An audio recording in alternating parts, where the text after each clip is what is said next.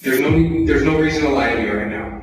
There's no reason to lie to me right now, okay? We're past the lies. Right now is the time for you to tell the truth. This is 25-year-old Christopher Lee, a former Marine accused of murdering his 19-year-old lover, Erin Corwin. Erin's body was found at the bottom of a 140-foot abandoned mine shaft in the high desert.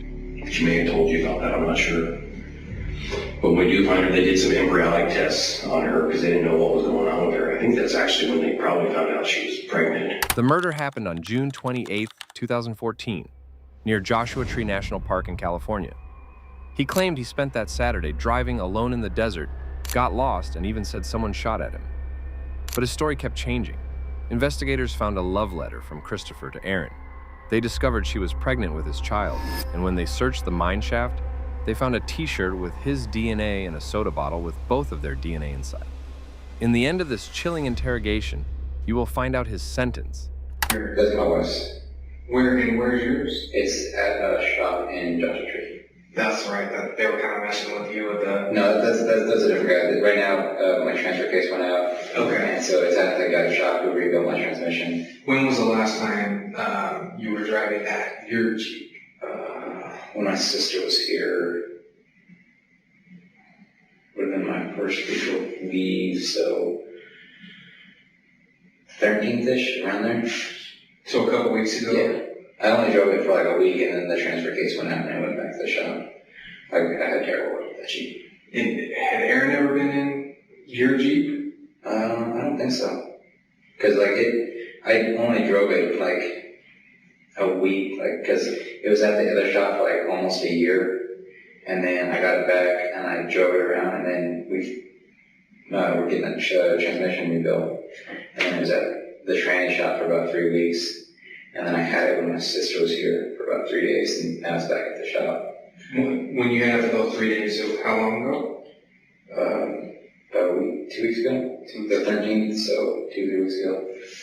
Yeah, because I had it for a while. We drove to Palm Springs, and then we were supposed to go to San Diego that morning, and me and my sister, I was going to take her off-roading, and we made it right off the side gate, like right over here by Utah Trail, and it just, I just want to drive anymore.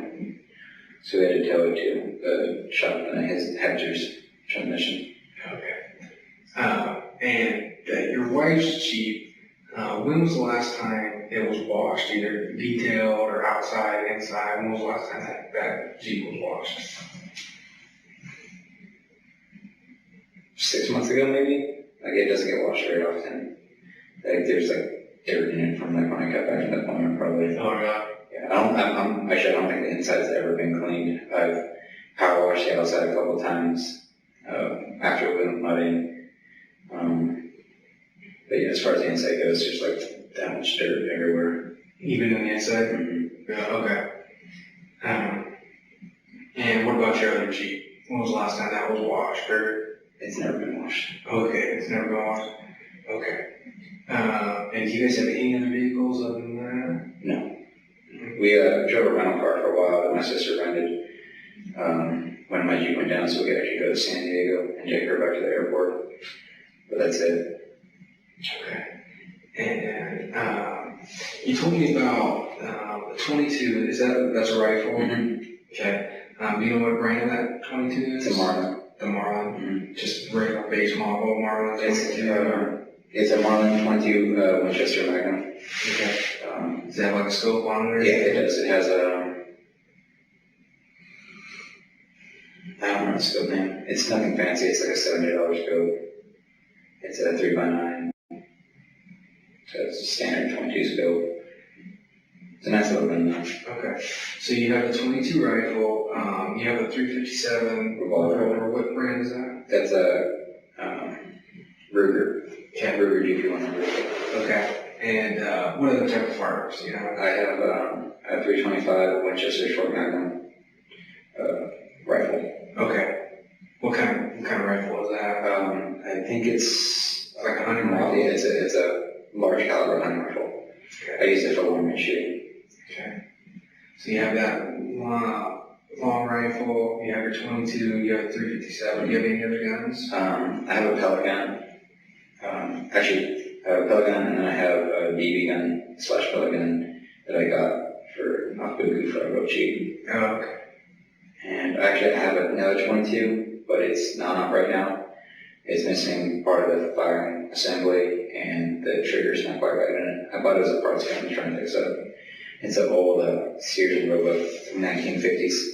Oh, cool. Okay. Do you have any other guns other than those? No. What about any other weapons that you own? Yeah, I own a few knives. What kind of knives do you have? Lots.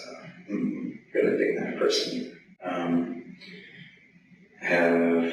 Do you have to register that stuff, all your weapons with? Yeah, usually, like they tell you have to register knives, but mine come and go at such a frequent rate that I really don't, because all my rifles are registered, but not my knives.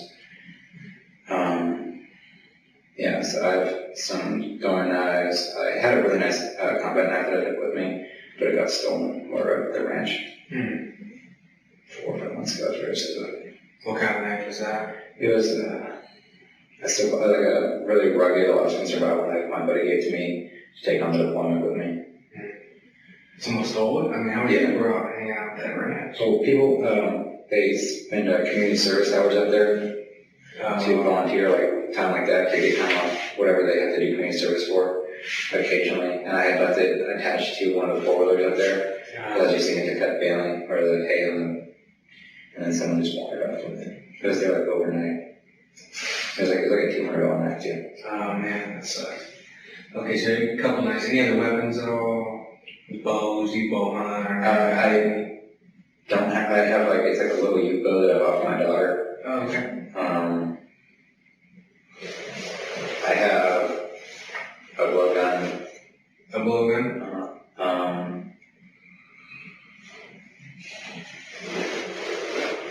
I have part of a bow. My bow broke, but it's just like the centerpiece. Broke a while ago. I haven't got a new one yet. And how long ago did you say that knife was stolen from the ranch? A couple months? Like I had it like 4 or 5 months ago. 4 or 5 months ago. It was a while ago. I have a machete.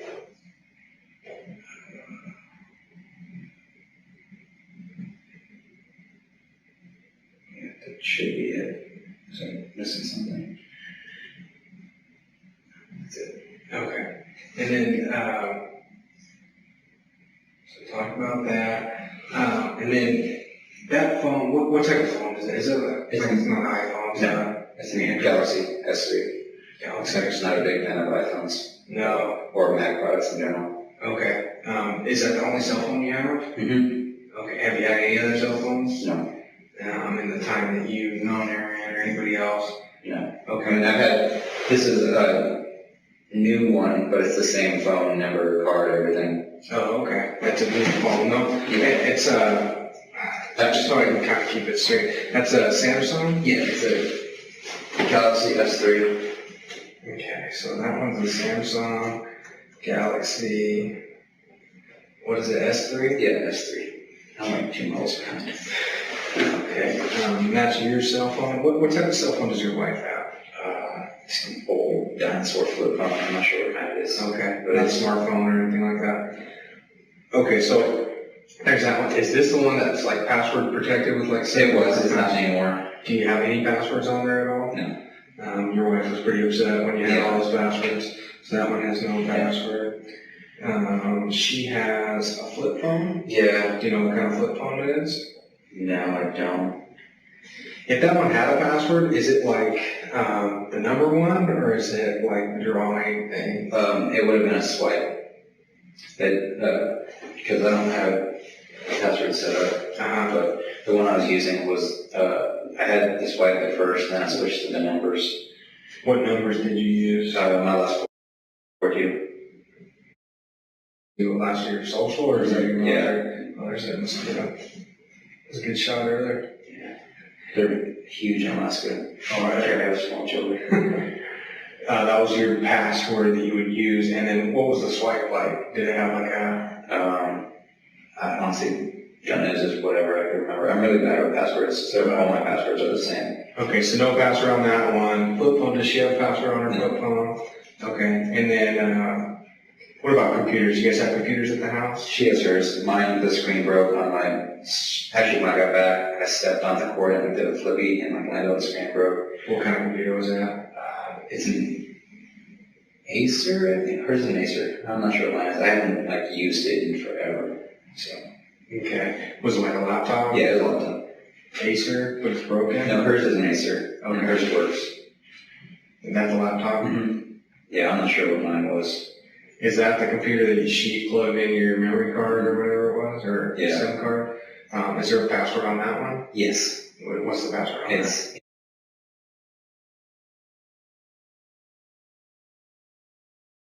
What does that mean? It's amazing. It's Oh, a okay. joke between her and her friend, I think they used to make. Amazing. Do you have a profile on that? No, it's just one on there. It's, You just use that one? mhm. And you said you don't have Facebook? No. Okay. Any other, so let's talk about, do you know what kind of phone Erin had? It was it kind of looked like a BlackBerry, but I don't think it was. Okay. I'm not sure what kind it was though. I know she had an older one and it stopped working. What kind of was her older one? I don't know. But it stopped working and then she got a new one. And What kind of phone was that? they were both smartphones or smartish phones, kind of like a BlackBerry. Mm-hmm. Like not new gen smartphones, but not quite flip phones. So like what, did it slide, did it flip? It was just like this, but I think it had buttons on it, like actual buttons. Like a BlackBerry type? Yeah, Okay. but I'm not 100% sure. And your phone number is?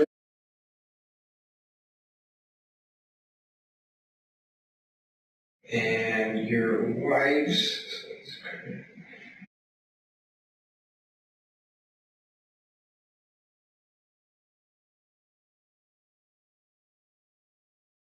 Okay, and then Erin's BlackBerry, what was her phone number? I don't know.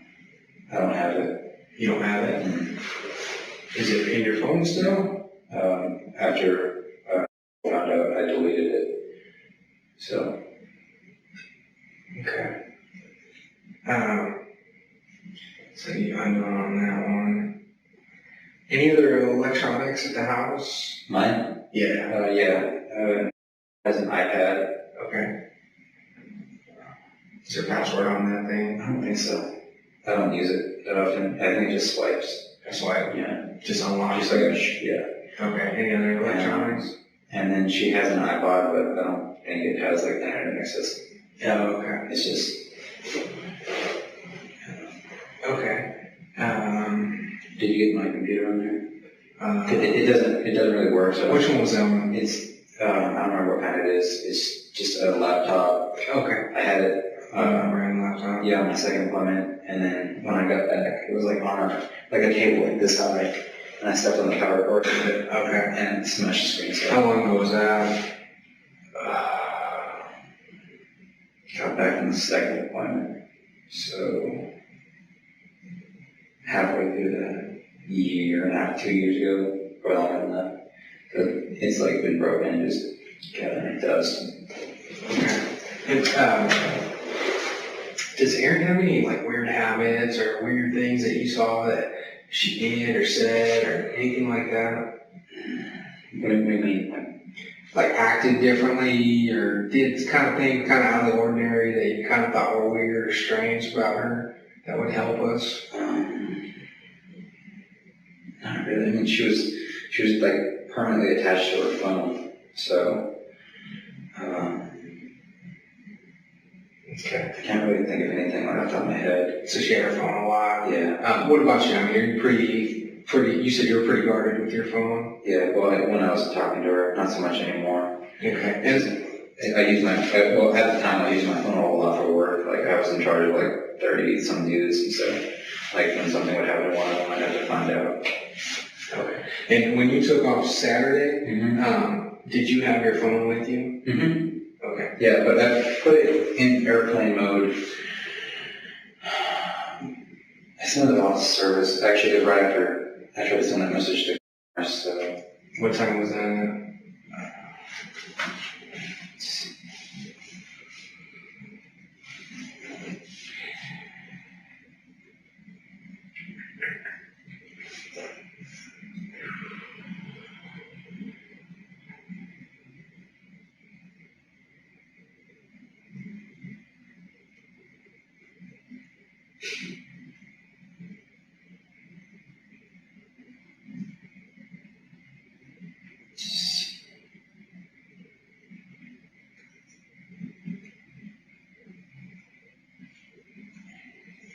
he texted me that he could have went at 8:16, and then I sent a message, you can meet me out here at 8:22. That's when it went through. I texted him, or attempted to text him when I got his message, because where it was, the signal was like in and out, and it said pending.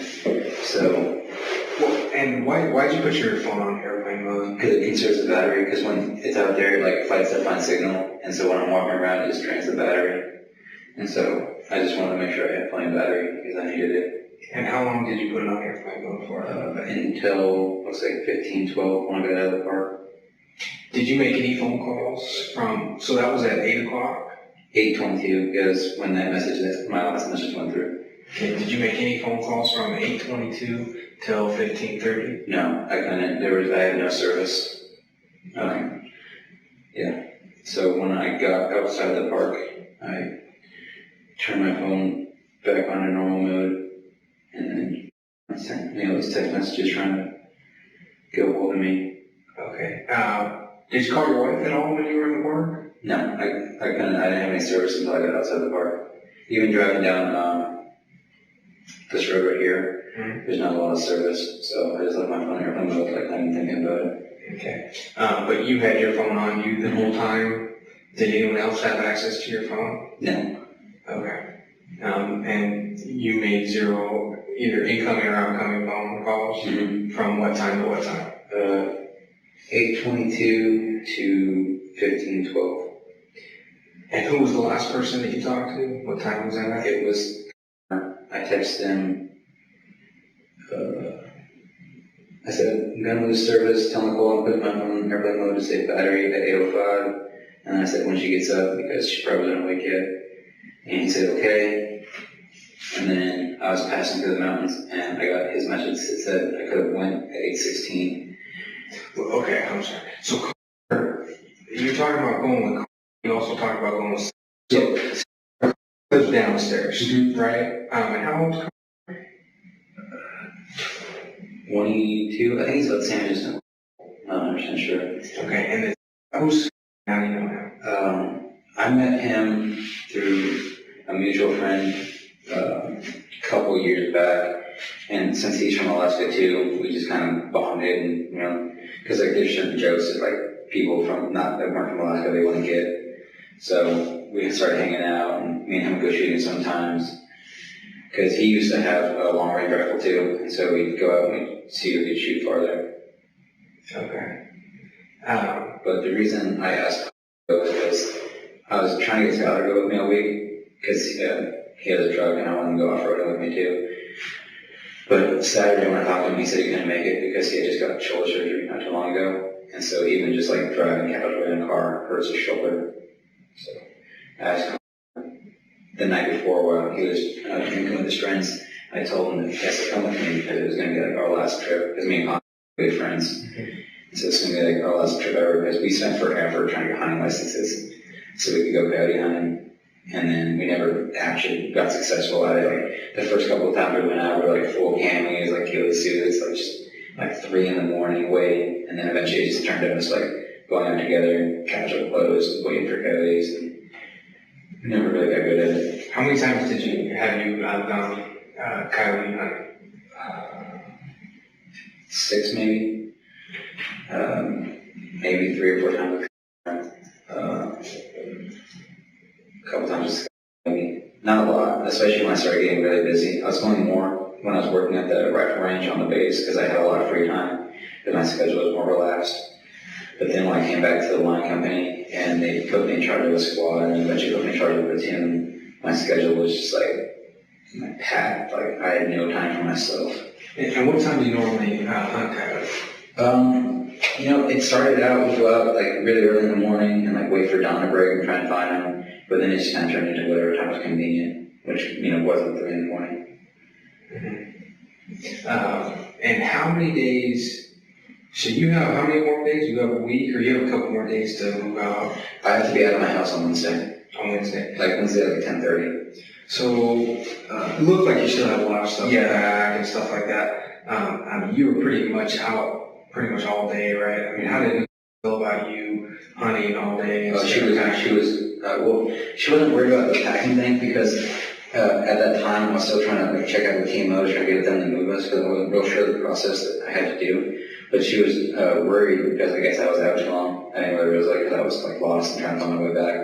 But she was really upset, you know, because I didn't have any service, so I couldn't get a hold of her.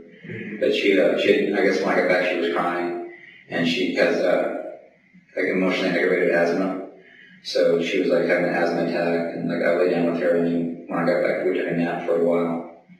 And so we were sleeping for a good couple hours at least. And you weren't even able to get through to like a voicemail or like let her know you were okay? Or... No, I didn't try at all when I was out, because like I was just focused on getting back.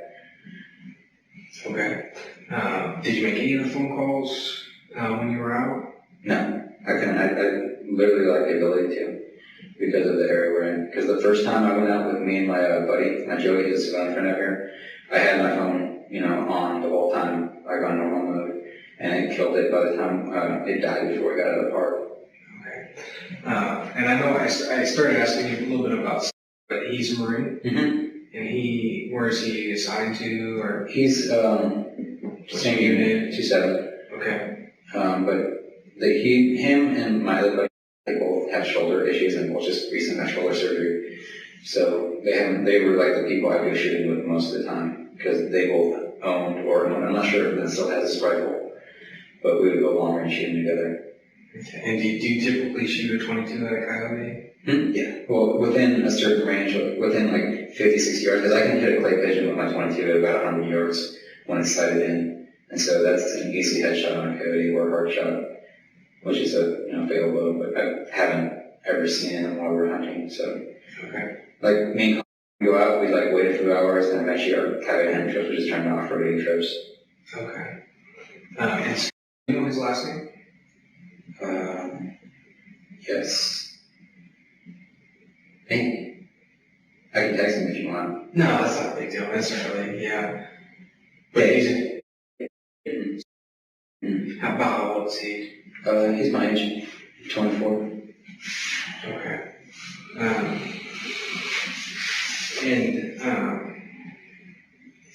Are you familiar with the area of Vita Vista and Ranch Road?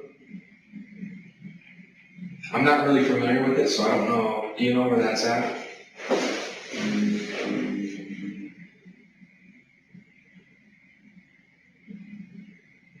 I think so. Where is that on this map? Oh, here's that. Because me shoot pelicans not too far from the side gate. There's like a little mountain back here that we go behind to shoot pelicans because, pelicans not loud and it's not gonna hurt nobody, so. Where's Vita Vista at? Do you know which street that is? No, not off the top of my head. Do you know where Ranch Road is? I think it's near.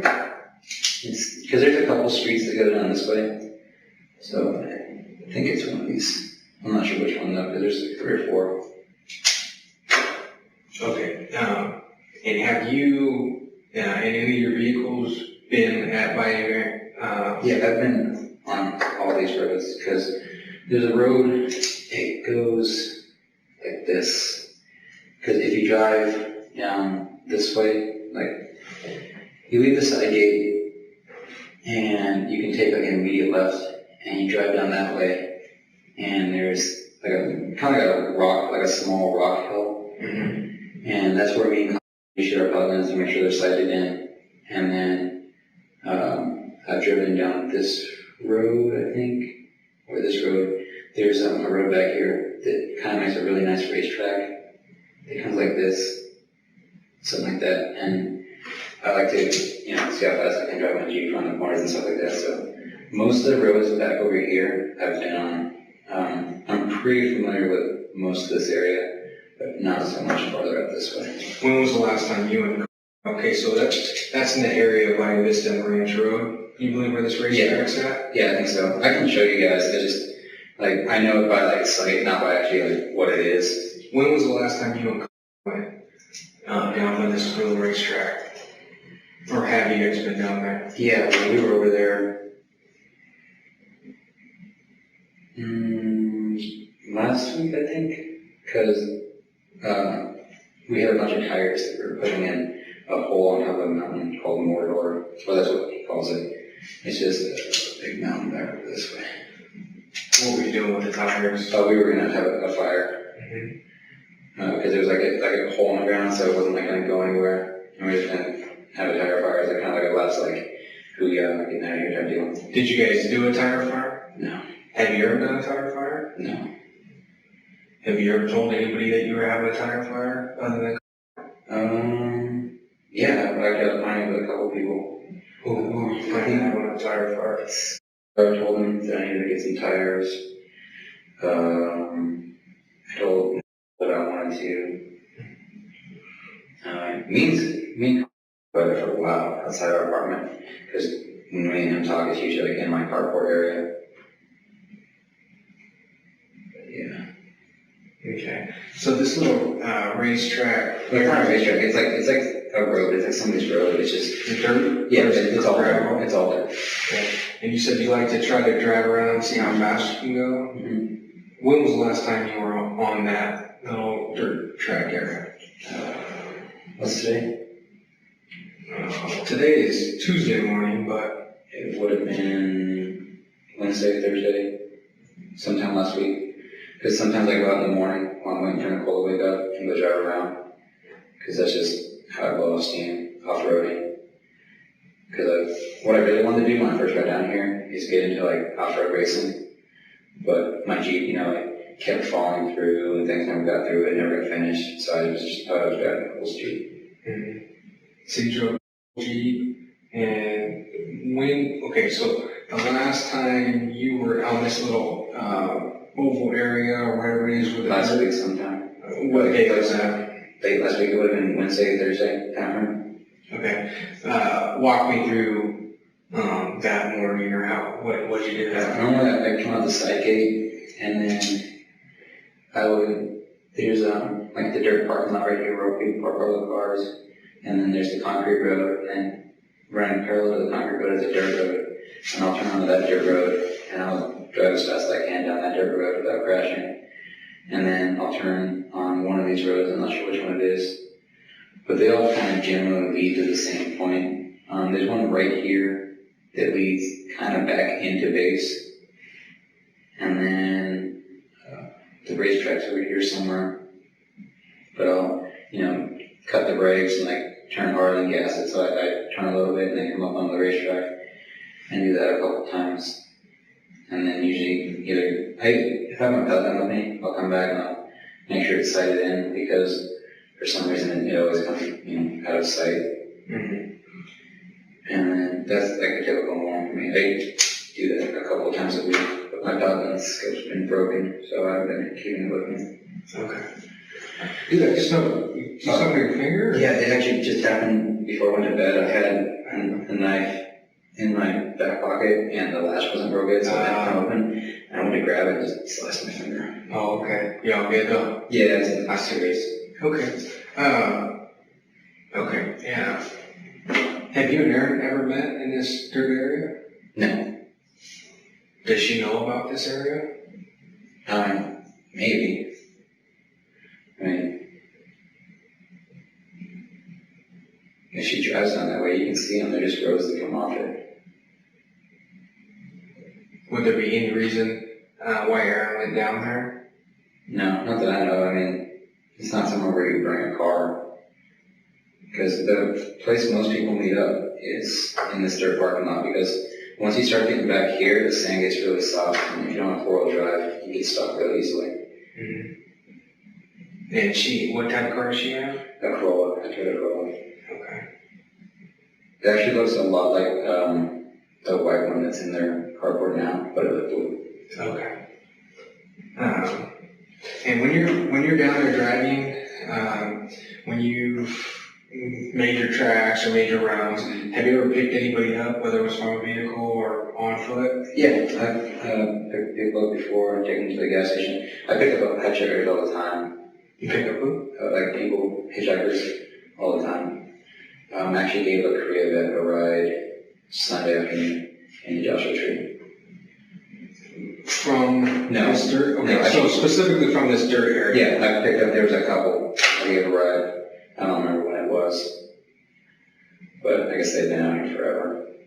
There's a couple? No, yeah, there's a couple, like a guy and a woman, and I gave them a ride from this area, because I was coming back from over here somewhere, and I gave them a ride to the gas station over here. On base? No, it was by the subway, right off base. Okay. And what day was that you gave a ride to the couple? I don't remember, it was just, it was actually a while ago, so, Recently, have you picked anybody up in this area? no. And that's why I'm asking about her car, okay? Because we found her car. How did you? Yeah, it was parked in that dirt. Okay. Okay, so any reason why she would have been parked in that dirt? No, not that I can think of. Maybe she was meeting up with somebody, but that'd be a really poor place to meet up with a car, because the sand's so soft back there.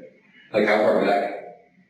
I'm not sure. I was. Okay, yeah, because, like, most of the roads are okay, but a lot of them get really soft, like, because the sand drifts real soft onto them. And so I don't take anything that's not four-wheel drive off the pavement. Okay. And Chris, you gotta be honest with me. You know, if you met her, if you talked to her, something, you know, if that happened, you gotta be honest with me here. Because would there be any reason why we have some evidence linking you to that scene over here in the dirt near her car? Not really. I mean, besides the fact that I'm over there, you know, multiple times a week. And this is where I drive and I shoot my pellet gun.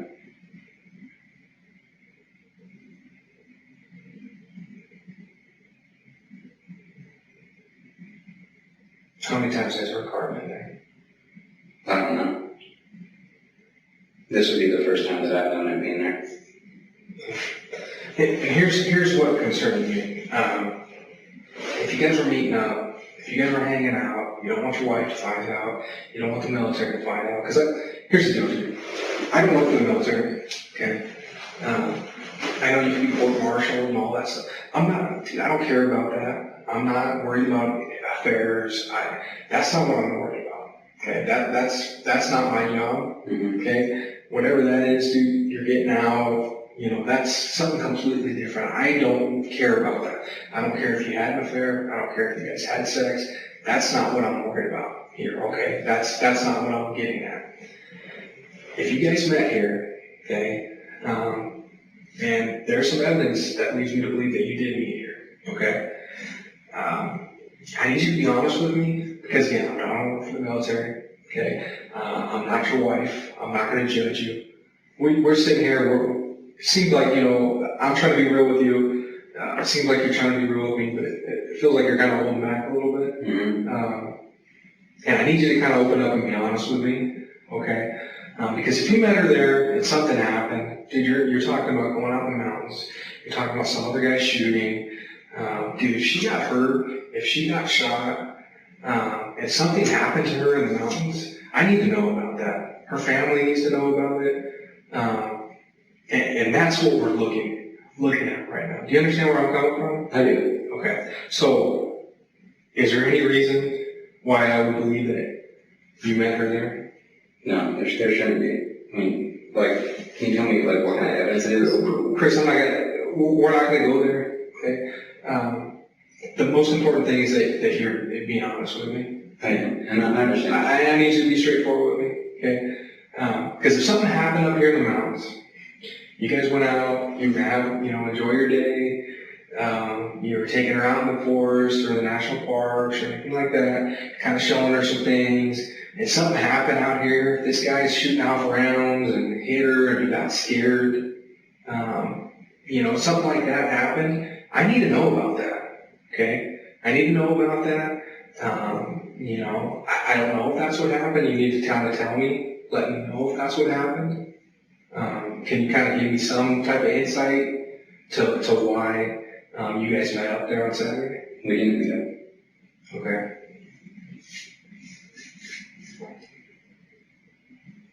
Okay. Have you ever been out with her up in the mountains or in this area? No, I haven't. Okay. Do you know if she's been in this area? I don't.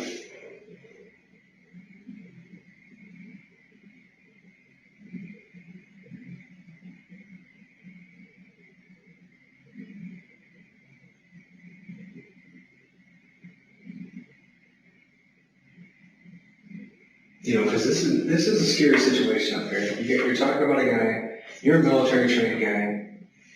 She's 19 years old. She's not trained. She doesn't know what's going on as far as that goes. You know, and if something happened, did something happen up here? No. Well, besides, like, I was alone, so everything that happened is what happened. Mm-hmm. Okay. And you didn't meet her No. here at Valley Vista? What was the other? Okay.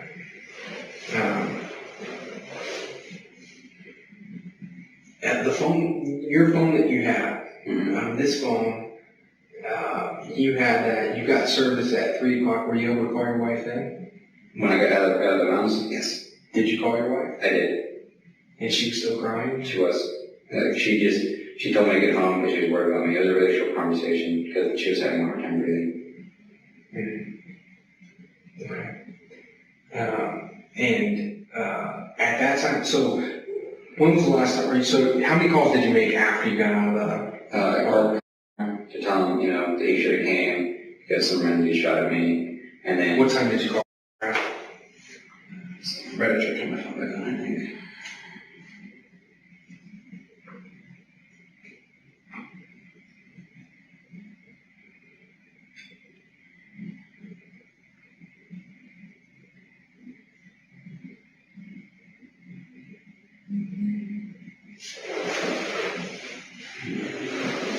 What day was Saturday?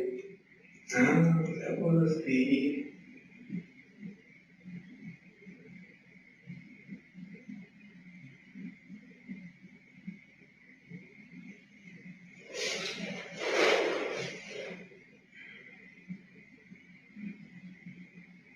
Sunday was 29. Okay. We'll talk about that probably. Chris, we need to be honest here. Okay. You talk about evidence, right? You talk about you want to be straight up. I'm being straight up with you. We do have some evidence there. Okay, your tire tracks are there, as well as her tire tracks, and your tire tracks drove over hers, showing that you met her there, and your tire tracks drove over hers. Okay, so it shows that both vehicles were there at the same time. So I'm having a hard time explaining, let's figure out why both of your vehicles were there at the same time. Help me understand that. They couldn't have been. Could her vehicle have been there and then left and then my tire truck drove over them? No, your tire tracks drove over hers. And I don't know how that happened. So here's the thing. She drove there Saturday morning.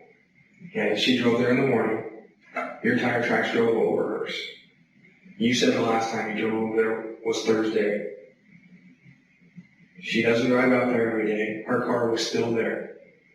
Your tracks drove over hers since Saturday.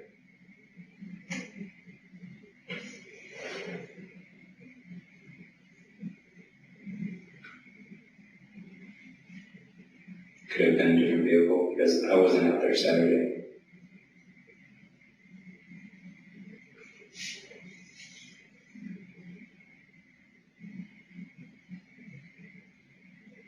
It's your vehicle, Chris.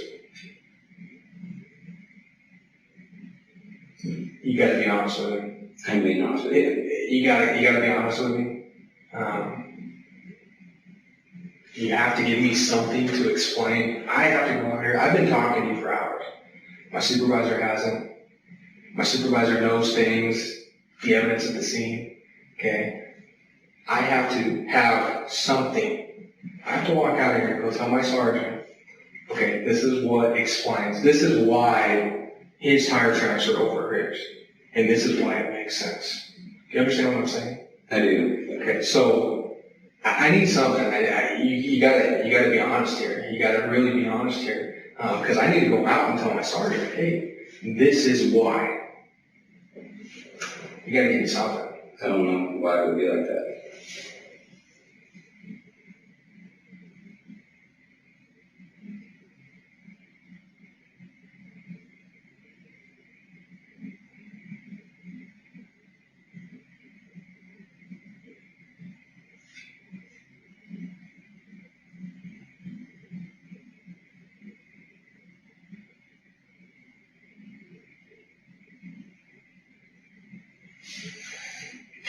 Okay, my sergeant's texting, asking questions, and talking about this dirt. Okay, I'm gonna have to walk back out, take a break in a second, and I have to give him something. What can I tell him? Why are your Jeep tracks over her Corolla tracks? I don't know. I'm sure I'm not the only one with those kind of tires. I mean, they're a pretty common brand. It could have been any other vehicle, but it wasn't mine. I wasn't out there Saturday. That's the only thing that makes sense to me. I mean, if she was lying to me, hooking with me, she very well could have been hooking with somebody else. You understand we're very good at our jobs. I understand that. You understand that there's wear patterns, not specific. Even if me and you are wearing the same shoe, we wear our shoes differently. Tires are worn differently.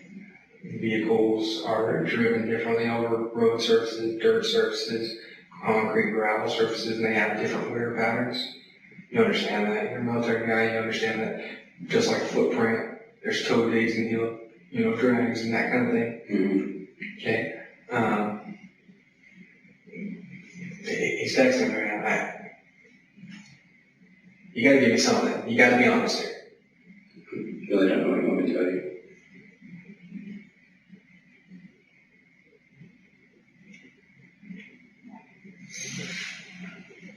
Tell me about some of her friends that you know. The only friend she ever talked about was Who's she said it was her best friend back home. what did she tell you about other than her being her best friend? That she was in some kind of messed up relationship and that they talked all the time. That was pretty much it. Did she tell you that she talked to you about you? No. Do you know if she talked to you about you? I don't. What other friends? That's the only one that I can think of off the top of my head that she talked about all the time. What could she have told me?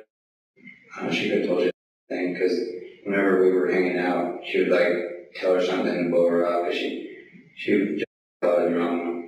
And sometimes Erin didn't want to hear about it, so she'd just tell her she was doing something else or whatever. Tell her she was doing something else, like what? Like tell her she was busy or she was driving even though we weren't, just because she didn't want to talk to Jeff. Because Jeff was coming at her with what was going on in her life. Or Jeff would call while we were hanging out. And she would give her some kind of excuse that she didn't want to talk right now. Did Erin tell Jeff what was going on in her life? I'm not sure. I wasn't really around. They texted. I wasn't around when they had conversations.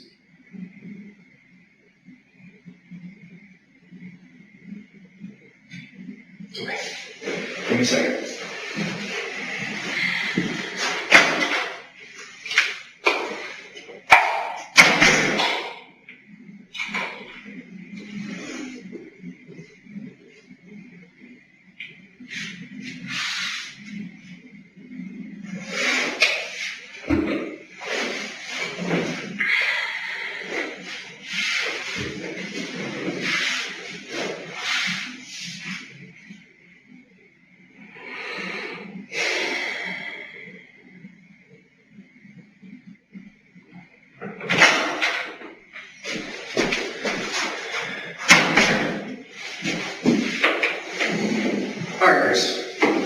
Here's the deal, man. I've been doing this a long time. We've been doing this a long time. Okay? We found our vehicle. Okay? We found your tire tracks. I've been working lots of cases with tire tracks. I know you were out there. Okay? You're not the only person we've talked to. Okay? She was reported missing on Sunday morning. We've been working this nonstop since Sunday morning. There's multiple detectives out there at the scene. There's search and rescue. There's cadaver dogs. We're going to find out what happened to her. Okay? We're going to find out what happened to Erin. She's not okay. Something happened out there, and she's not okay. And we're not going to stop until the truth is out there. Okay, so here's what I need to understand from you. Okay? We've talked to Jesse. We've talked to other witnesses that know a lot about what's going on. It's not hidden from people. We know that you were going to meet her on Saturday. We know that. We know that you were going to go take her for a long drive and it was going to be a surprise. We know those things. Okay? We know that you met with her on Saturday morning. The day that she went missing.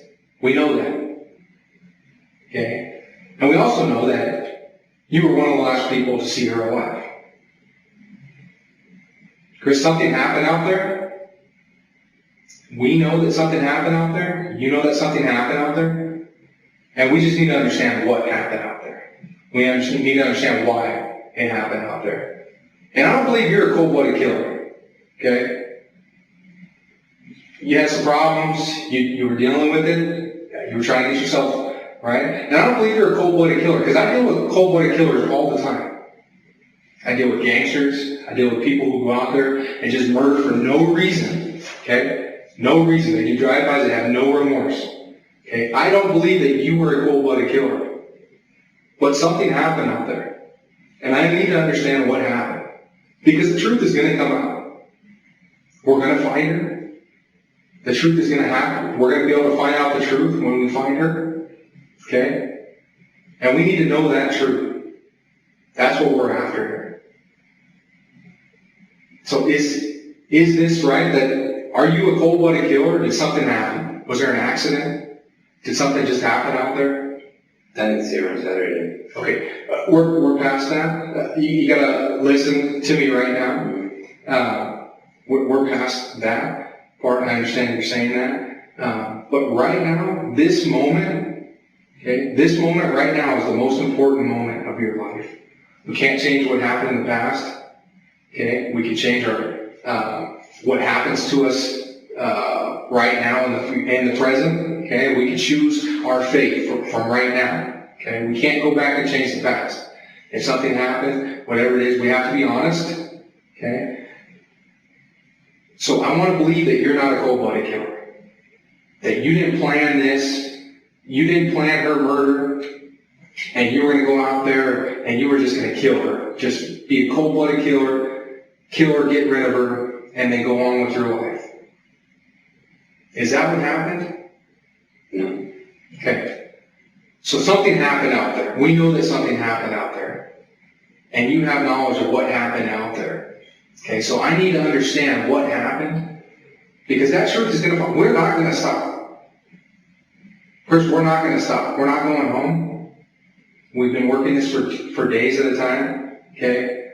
There's lots and lots of people working on this case right now. It's a very important case that she has found. Okay? And we know something happened to her. We know something bad happened to her. Okay, we know that. And we know that you were meeting her on Saturday. We know that. We know that you met with her on Saturday.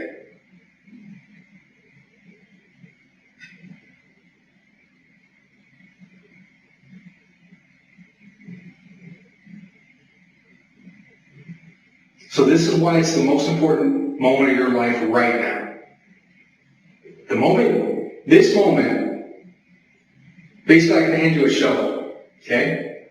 You're digging yourself a hole. There's a hole, okay? I'm going to hand you a shovel. You can either keep digging that hole, or you can prop that shovel on the side of the hole and climb your way out. and explain to me what happened. Because the truth is going to eventually come out. This is a masterclass in forensic interrogation psychology. The detective moves from accusatory to empathetic, using a powerful metaphor to frame the suspect's choices. By introducing the shovel, the detective is psychologically future pacing, forcing the suspect to visualize the consequences of his current path, isolation, digging, versus the relief of confession, climbing out. It reframes the interrogation not as a trap, but as a tool for the suspect to save himself from a self-dug hole. So here's your opportunity. Let me hand you that shovel, and let you tell me what happened out there. It could have been an accident. Something happened out there with that other shooter. Okay, I don't know. I'm just trying to find out the truth. I'm just a human. You're just a human. Okay, I'm trying to find out the truth. Something bad happened out there. Something bad happened after you met her. Whether it was there or whether it was in the wilderness. Okay, and I need to know what exactly happened. And this is what your opportunity to give me that truth. She has family. She has lots of family, and this is not going away. It's not going to just be a missing person case where we forget about it and everyone goes back to their own lives. Okay? And everyone forgets about her, and everyone just goes back to work and just drives back and goes back to their normal jobs and their 8 to 5s. Okay? This case, we're not going to stop until we find out exactly what happened there. So here's your opportunity to be honest. Here's your opportunity to be truthful, because we've been doing this for a long time. Okay? I've been doing this for a long time. And you're not the typical person. How long have we been talking? Well, Long time. You're not the typical person that I deal with. You're not the typical person. You're not looking at me with those cold-blooded killer eyes. And I would believe that you're not a cold-blooded killer, but I need to know what happened there.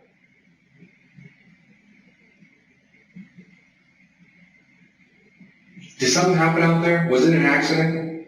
Did something just happen and now you're afraid? You're afraid that maybe someone will blame you for it because of what happened in the past? Just because you were the last person with her doesn't mean that you're responsible for it. Is that what it is, that you're afraid? That you know if you admit that you met her, that someone's going to blame you? We know that no one saw you in the afternoon with her. We know that. Okay, that was bad info that whoever gave you. We know that. Okay?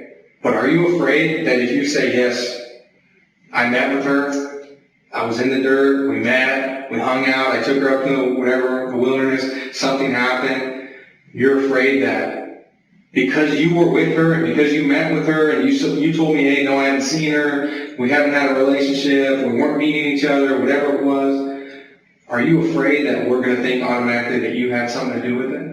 no, I didn't take anyone with me when I went coaching. Okay, what happened when you met her on Saturday morning? I didn't meet her on Saturday morning. We already know you did, okay? So you need to understand. Again, I'm giving you the opportunity to tell the truth, okay? We know you met with her. We know from friends, okay? There's phones. There's phone records. There's that type of thing that to put people in places where we can look up the phone records and see where people were at. Okay? So we know that you met with her. I just want to know why you met with her and what happened when you met with her.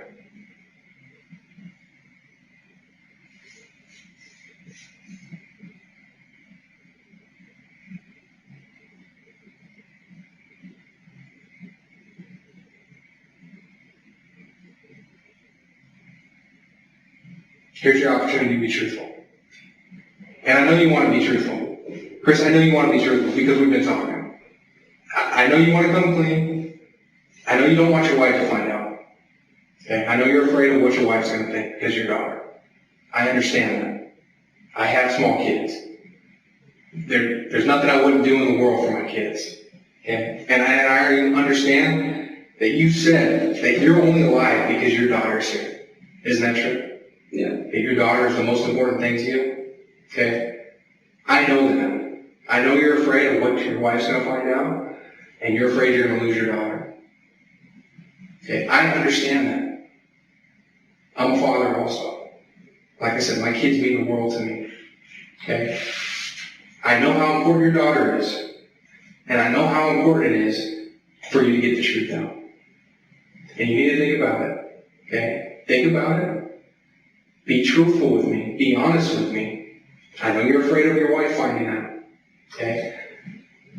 You already told her, hey, we're done. We're not seeing each other anymore. You still were seeing each other.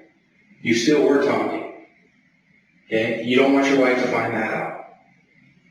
You're afraid of what's going to happen if your wife finds that out. I know that. You don't want to lose your daughter. You don't want to move back to Alaska and lose your daughter and lose your wife. But really, it's about your daughter. Because you already admitted that if your daughter wasn't in the picture, it would be no problem. You could leave and go with somebody else. That was not the issue. Your daughter is what's important to you. And that's the difference in a cold-blooded killer. They don't care about anybody. They can care about anybody. Nobody but themselves. I don't see that in you. I do not see that in you. You care about your daughter. You care about your family. You want to make it right. I see that in you. Okay? And that's in here. That's in there. You have morals. You went through some stuff. You went through it. Okay? And now you're afraid to tell me the truth. I know you met with her on Saturday. I need to know why.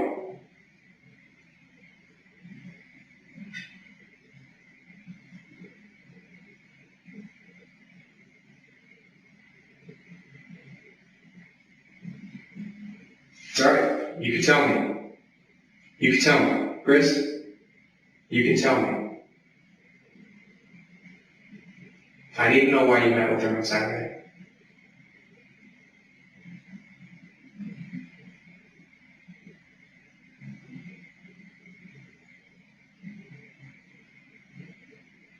I can see it in your eyes, dude. You want to tell me the truth. You're not a cold-blooded murderer. Listen to me. You want to tell me the truth. You care about your daughter. You're afraid what people are going to think. You're afraid that people are going to think you're a bad guy, that you're a bad person. I don't think you're a bad person.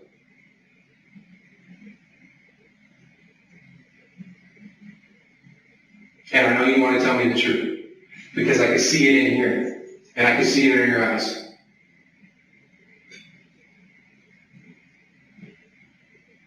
I need you to tell me the truth. And I need you to tell me the truth right now.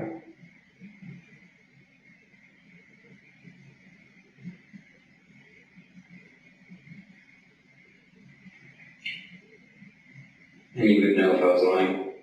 Chris, I need you to tell me the truth. I need to know why you met with her.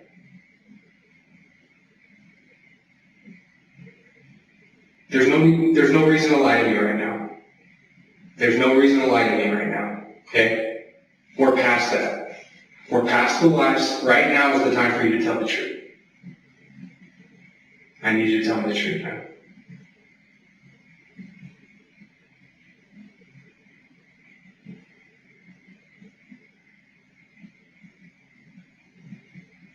That's right, dude.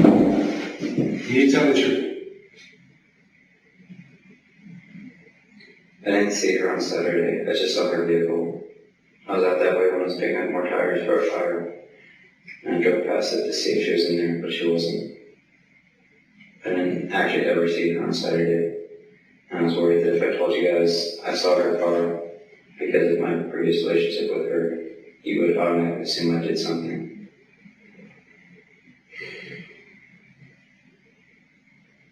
We're getting there. We're getting there. We're halfway there. This is not a game that we're playing. We're not playing this game of who can trick who and who can, you understand what I'm saying? This is a very serious issue. Okay, this is very serious. You were there. You met with her? We're not just talking about tire tracks here.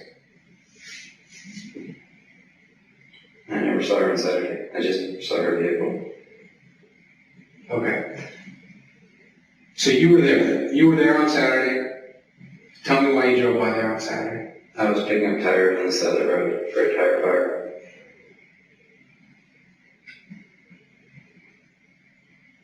Where were those tires located at? They were on the side of the road. Most of them was actually just tread from a blown out tire. I have more trucks out there off the side of the road, U-turning, picking up tire trucks. Okay. Tell me what you told her about the meeting. I didn't tell her about a meeting. What would Erin tell you about meeting you on Saturday? I don't know. How you guys doing? This is my sergeant Campbell. He knows who I am. I think you guys met. How you doing?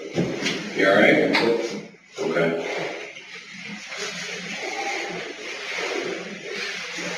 Chris, you know we've been working on this for a long time, right? I did. Okay. I understand too. I've been working on homicide for a long time. All right. I'm not here to play games with you. You're not going to see me lie to you. You're not going to see me try and tell you something that's not true. Okay. But I can tell you, something happened out there.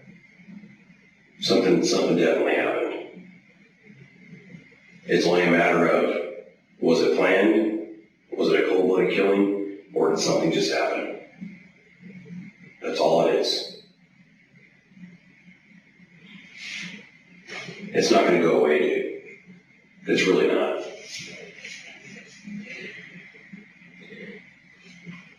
I wouldn't even, because you are who you are, I wouldn't even try to pretend, that, I wouldn't be upset in your situation or just, be overwhelmed with all the feelings that you've been going through. But I can tell you this, I've been doing this job long enough, and I'm very confident that something happened out there. Okay? Only question is, was this a cold-blooded killing, or did something just happen? That's the bottom line. Bottom line.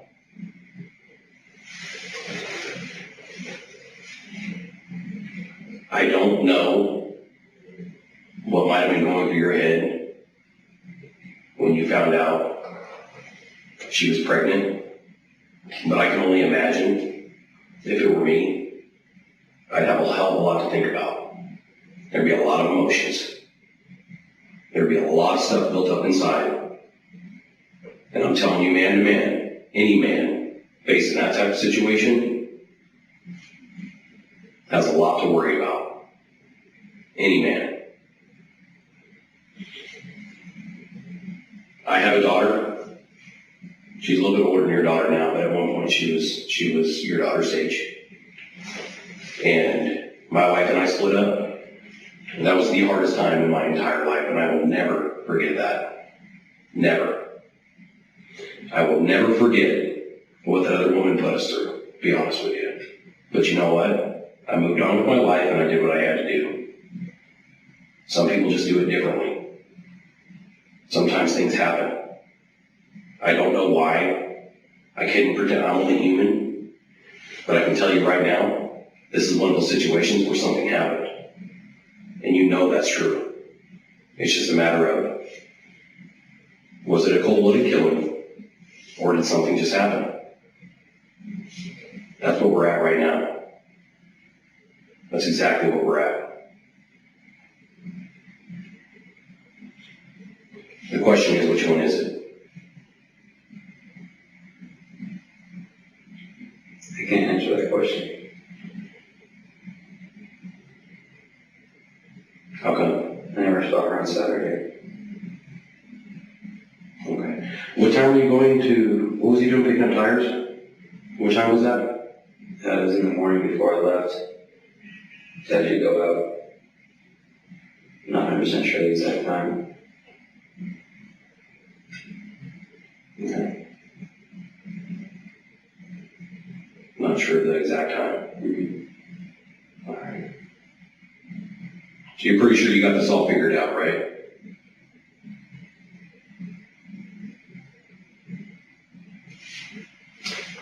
I'm just trying to,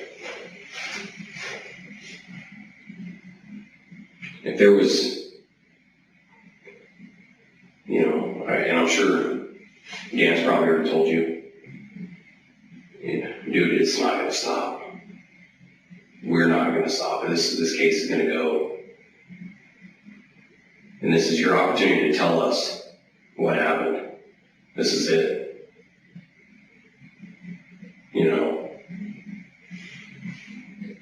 And it comes down to, again, I've sat in front of many guys who just, okay, this is exactly what happened. This is exactly what happened. Only problem is there's so many different versions of your story that nobody can believe you, honestly. You know why, right? Because you've told so many different versions of this story. Doesn't mean you're guilty, but it means that you're upset about something inside. I don't know what it is. I don't know. I couldn't pretend to be Chris because I don't live in your shoes. I haven't been what you've been through. Service to your country and all that stuff. I haven't been through that.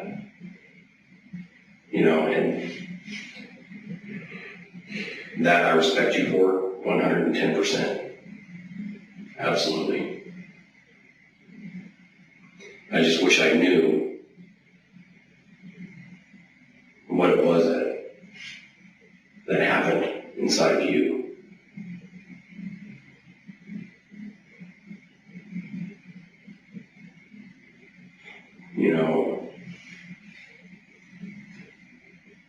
Going out to the area where the mines are and all that stuff. I mean, you're talking about that and some guy shooting at you. That's obviously one of our questions that we had, okay? If Chris isn't a bad dude,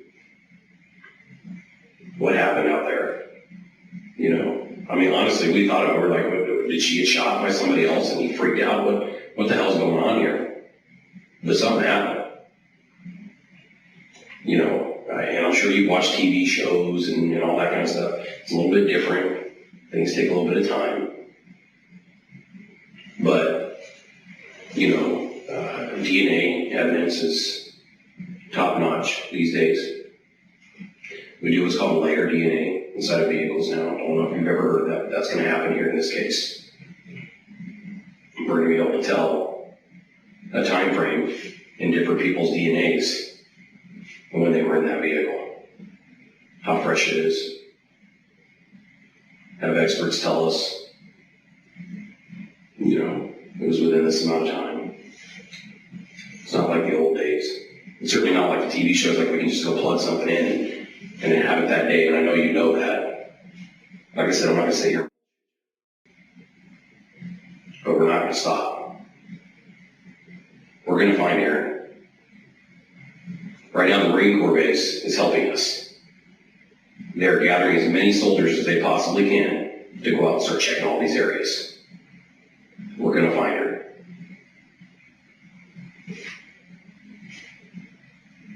And here we are, asking you what happened.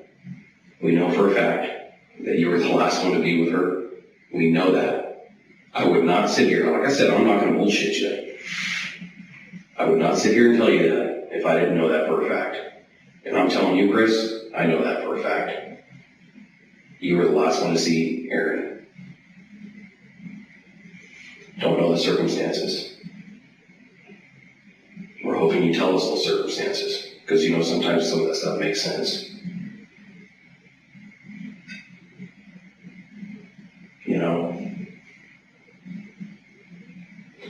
9 times out of 10, you tell the truth.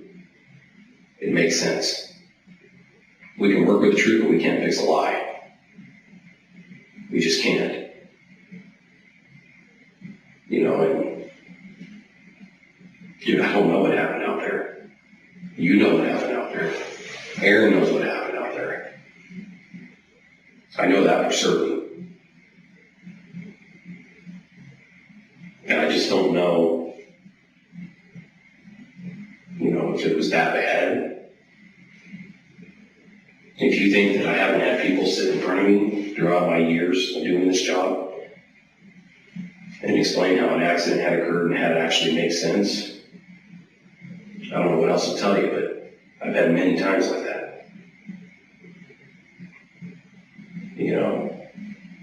Many times. Accidents happen, I understand that. It just depends on what degree. That's what it really depends on. And I think deep down inside,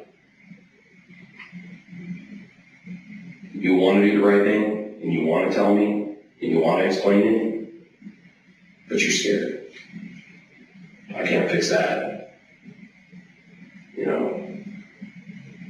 But I can tell you, if it was just something that happened and it makes sense, and you're honest, I know accidents happen. I don't know. I can't tell you for sure 100% of the time how they happen, but I know they do.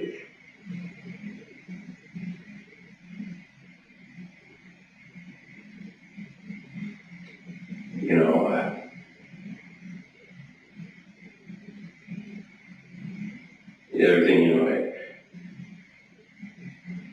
I want you to consider as a person is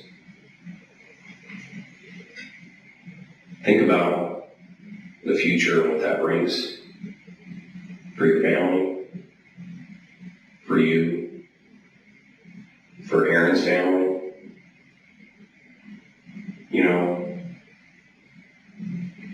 Because I can tell you when we find her, we have no choice but to believe it's going to be a cold-blooded killing. Why? Because we had Chris telling us nothing ever happened. Well, we're going to know that's not the truth.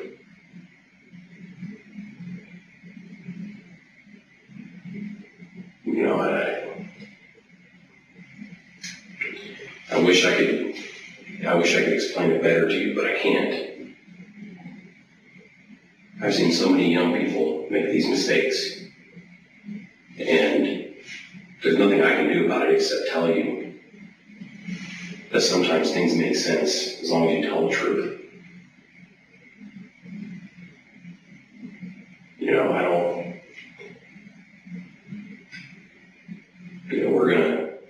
When we do find Erin, I don't know if you know or not, but she went to the emergency room not too long ago.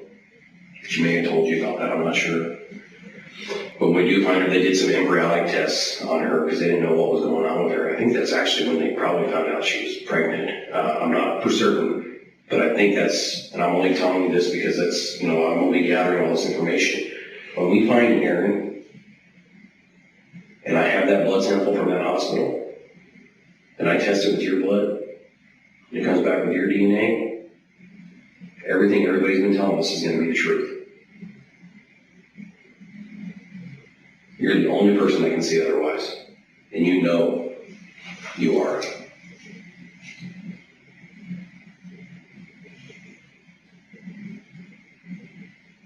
You know you are.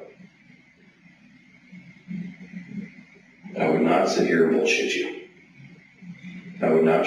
And I'm not saying that I've already tested that and it's going to come back with your DNA. I'm not going to bullshit you, Chris. It's not going to happen like that. But I am telling you, it will be done. And the question's going to be, what do you have to say then? That's what the question's going to be. Does any of that make sense? It does. Because you know she was pregnant with your child. She wasn't pregnant with my child. Well, maybe you really don't know. I don't know. But that's what she's telling everybody.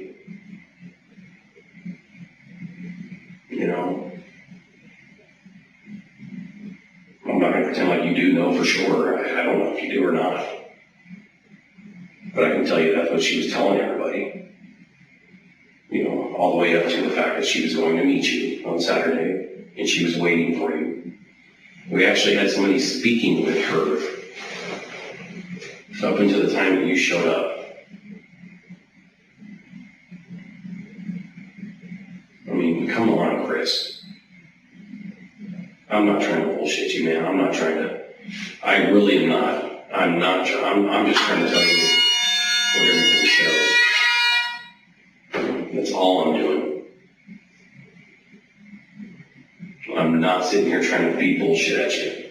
I'm not trying to get you to say something that you don't want to say or whatever. I am just talking to you man to man right now. And I'm trying to explain to you what things show. You know, you can say all day long, we just drove by and our car was there, but you know it's not true. It's just not. You know, I don't know. I don't know if you guys got separated out there somewhere after you guys had left together. I don't know. But I do know you guys were together. I'm positive of that. And I wouldn't tell you that if I wasn't.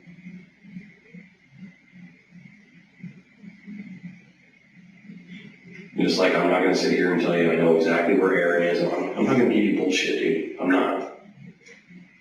But I am going to tell you the truth, and that is, we're not going to stop until we find her. You see, we're dealing with the San Bernardino County Sheriff's Department. We are the most professional group when it comes to, and experts when it comes to finding people in the desert. We're damn good. And I feel very confident about this one. And I've had a few where I said, I don't know. And we've gotten lucky, I guess you would call it. But this one, this isn't going to be luck. This is going to be tenacity.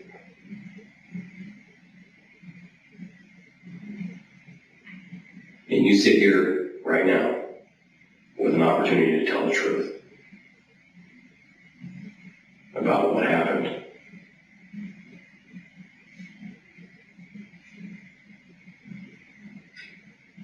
And that's all we ask. What happened?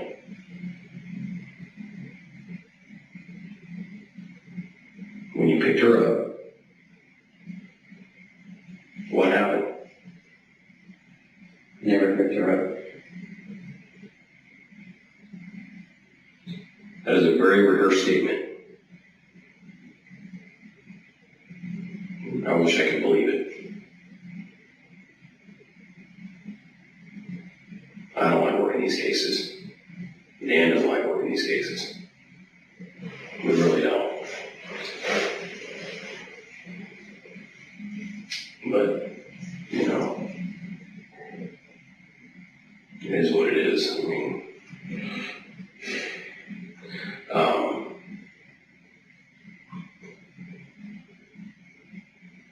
so, just to confirm, she was not in your car at all on Saturday, correct? Yeah. Okay, and you guys didn't go anywhere together? Yeah. Okay.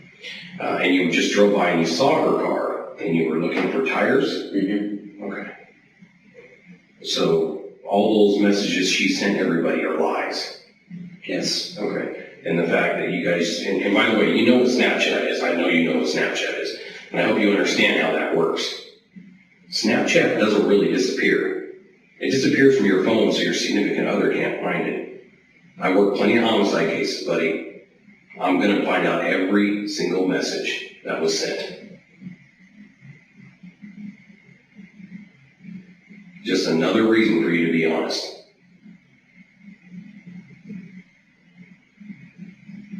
You know,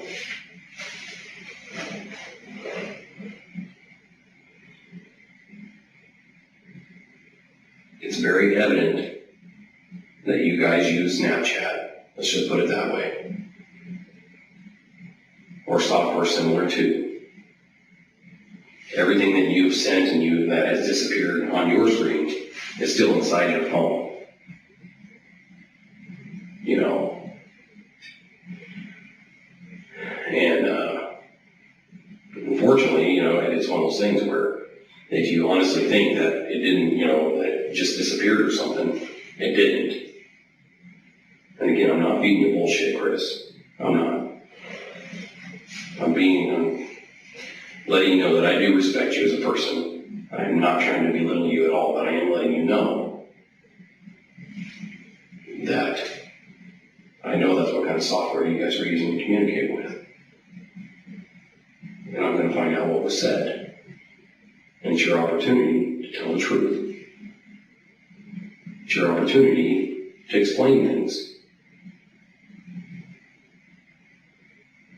As the person that was with her.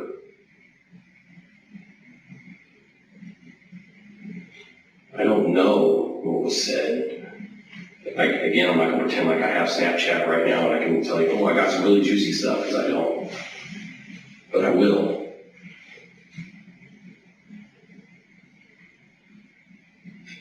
You know, and again,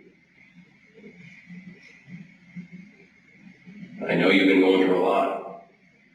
It's pretty evident.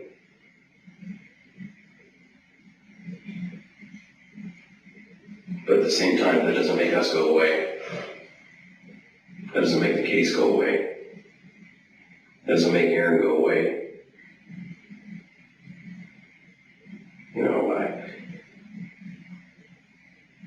today we have scheduled mine crews coming. We've done it before in Barstow. Don't know if that's where she's at, but they're going out there today. They all know how to do it. I have no idea how to do it. I wouldn't even try to learn how to do it, but they know how to do it. They're very skilled at it. They have all the equipment, many, many crews. They know how to go hundreds and thousands of feet down. One mine, I think they were telling was 1,800 feet or something like that, that they're prepared to do. Again, don't know if that's where she's at. I'm just saying, we're going to be out there working it, man. We're not stopping.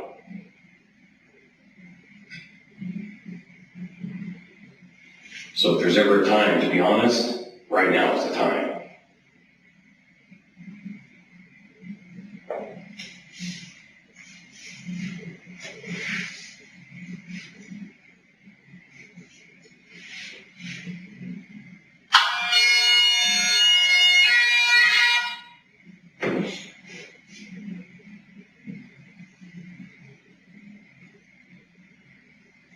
So you still say she was not with you on Saturday? Yes.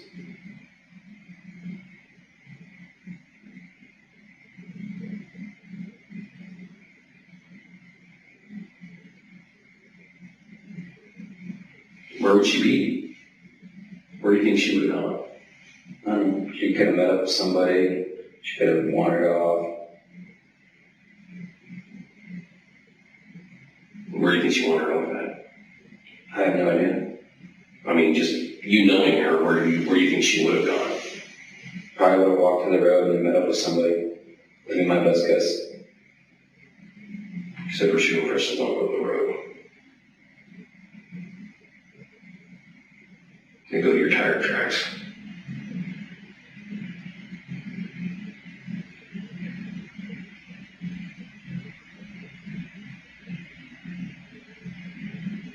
Can you think of anything else that'll help us solve this case?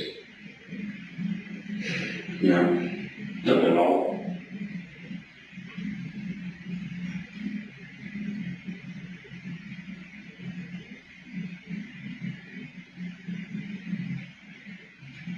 Did she ever want to harm herself? She talked about it briefly when we were first retaining contact, but I haven't heard her say anything about it since.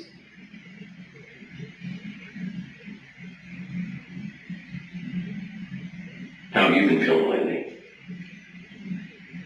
Same as I usually do. How's that? On a day-to-day basis. Haven't really made my mind yet. Was a lot of your feelings, like your upsetness and stuff, does that come from being wartime, or is that all stuff prior to? I don't know, it's just a combination of, I think it's just who I am. You seen anybody before or anything like that? Yeah. Have you ever tried to, or? Yeah.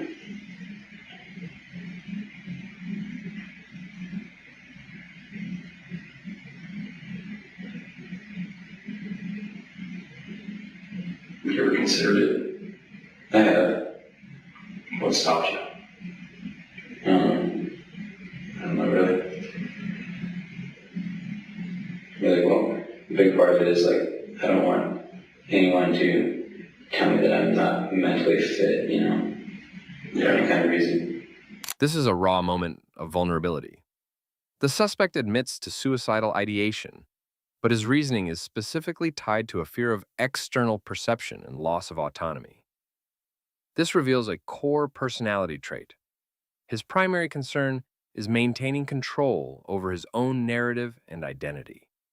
This fear of being labeled or controlled by others, the system, his wife, the police, may be a stronger driver for his actions and his secrecy than traditional guilt or remorse.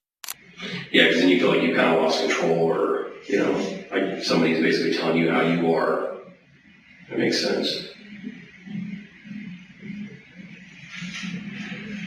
I think you're definitely mentally fit. I don't think that's the issue. I think, you know, obviously you just have a lot of shit happen in your life. You know, like I said, I mean, I respect you for where you've been and what you've done. Because, you know, honestly, dude, not too many men can say that.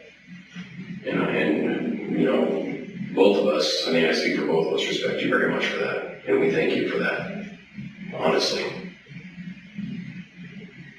You know, and this country wouldn't be what it is without our soldiers, so we really do appreciate that.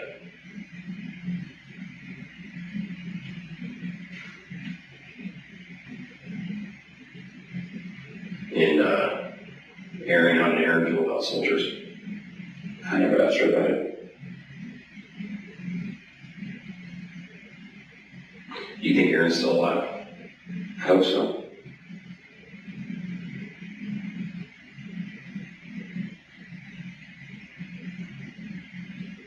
Are all your weapons at your house?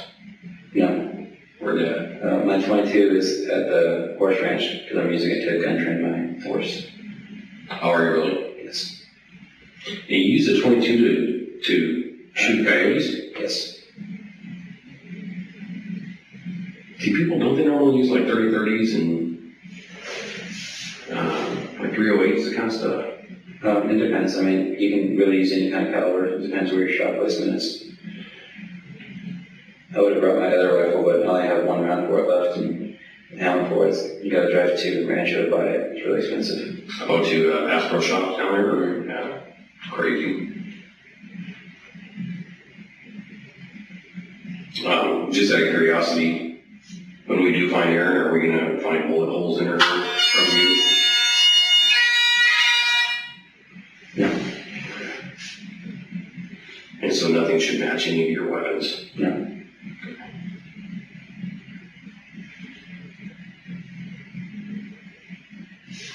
And the ranch is, whose ranch is it? It belongs to a lady named Isabel.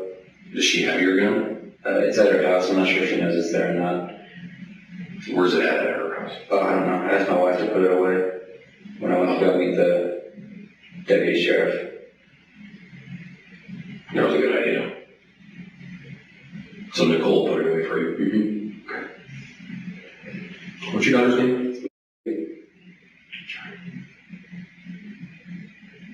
You get along with her way off? Yes. Yes. That's good. It's important.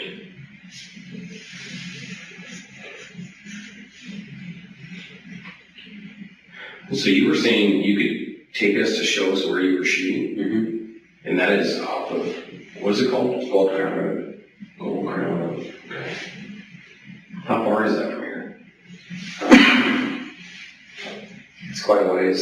It's past Adobe down to 62. I don't know the exact distance.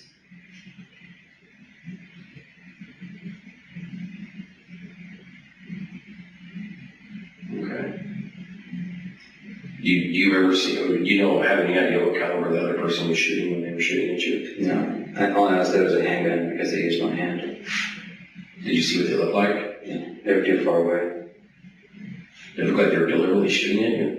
It looked like they had come up from like a reloading position. I don't know if they were shooting at me, but they were shooting in my general direction. So I assumed it was at me and left. And I know you guys already talked about that, but where was that at? Like, is It's it way back there? Or yeah, it's quite a ways back there. is it?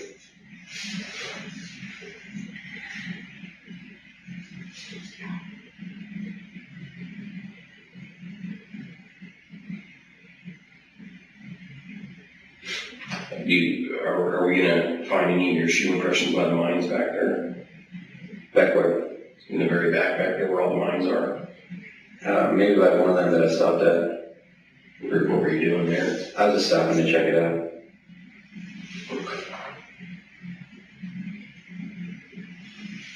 Which one was that? I don't know the name of it. It was like off the path that I was driving down.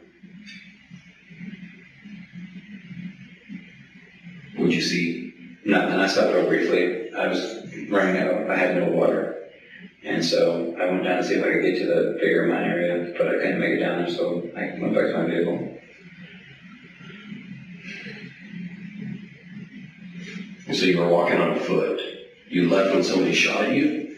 I parked my vehicle, and I was going up, and when I crossed the ridgeline, that's when I saw them and waved at them, and then they shot, and then I went back to my vehicle. Okay.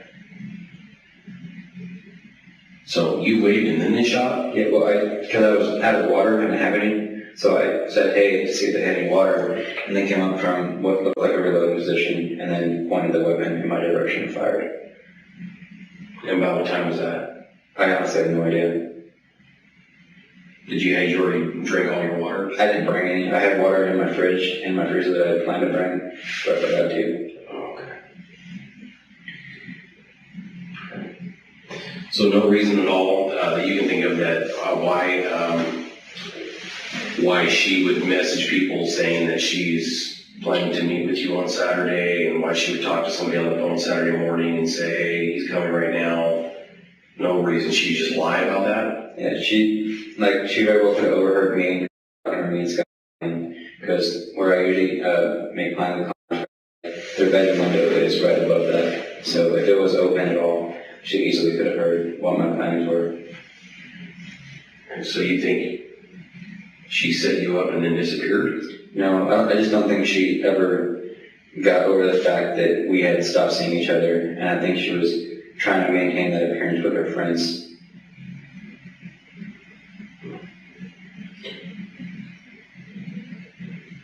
And when we run tests on the bedrooms and locations inside of her apartment, are we going to find any of your semen? No. Not at all? No. Okay. Want to make sure. So nothing like that? No. And my understanding is you're saying you've never had sex, correct? Yes. Okay.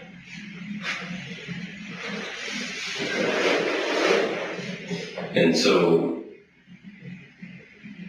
she never got over the fact that you guys were going to break it up. And was she stalking you or something, or what was the?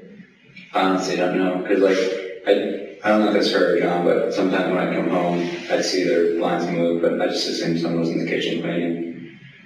But I honestly don't know. And what she told everyone else and what she told her friends could have been two completely different things. Because when we were together and she was talking to me, she would tell her things to get off the phone, because now her friends had a lot of stuff going on. So she would tell her stuff like, he's going to meet me on Saturday, I'm really excited, I think he's going to propose to me, and all this other stuff just to get her off the phone. Mm-hmm. That's weird. That's really weird. I could see maybe, hey, I got to do the dishes, or hey, so this is going on, or whatever, I got to run real quick, but to give that big, long, elaborate story and just to get her off the phone doesn't make sense. It really doesn't. But then again, I don't know her. So, just trying to make sense of everything, that's all. Try to put yourself in my shoes. Mm-hmm. What would you think if you were in my shoes? What would you have going on in your mind? And I would think that she was telling people things, because that was actually what was happening. But she openly lied to people in her life. She lied to me. I mean, a pathological liar is a liar. They're not going to care who they lie to. What she lied to you about? She told me that her husband was beating her and that she was afraid for her life. And the only reason she couldn't go home was he wouldn't let her.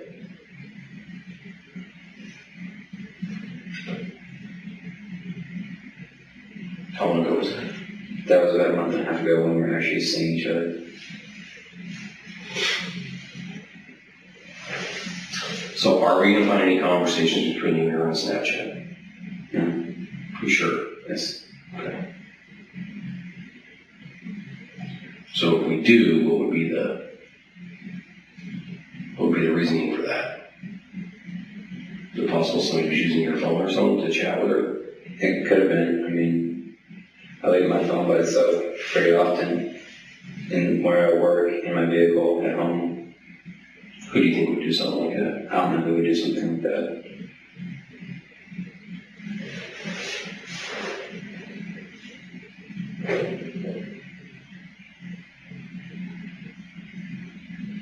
Okay. And you had everything planned for Saturday, correct? I was trying to make plans with him, but he was on and off because of his shoulder injury. And so Friday night, he finally told me that he couldn't go. And so that's why I asked him to go Saturday morning. And I tried to get him to meet up with me, but I ran out of service. So when we talked to him, he said, yeah, he's trying to get me to go and all this stuff. He won't.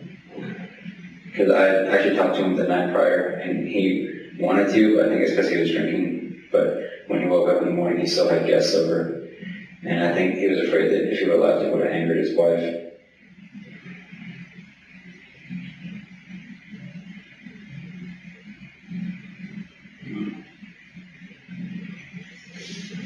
And just so I understand, where your tire impressions pull up by her vehicle, you just saw her vehicle and she didn't come anywhere near your car? No. Okay. So there should be no reason why her shoe impressions are going anywhere near your tire impressions? No, unless it was a coincidence that I drove near them. Well, I would like to think that, but the rear ones are covered with her shoe impressions, so it's going to be kind of hard to prove that, you know. I'm just saying there's a lot there, man, that just doesn't make sense. You know, and that's all we're trying to figure out. Again, it's not like you did anything wrong if you were with her that morning. I don't know what happened after that, but if you were with her that morning, it's not like you did whatever happened to her. And I'm pretty sure Dan probably already explained that to you. But the issue is, it just doesn't make sense that I've been working these scenes for so long, and our crime scene people have been working these scenes for so long, and we know exactly what it shows us. And you're basically telling us that the evidence is a lie, that it didn't happen. And how do you think that's possible? I don't know. I don't either. I mean, do you think it's possible? I think anything's possible.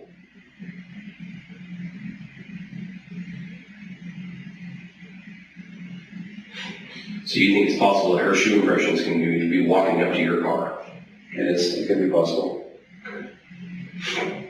How come you didn't tell us before that you drove her there?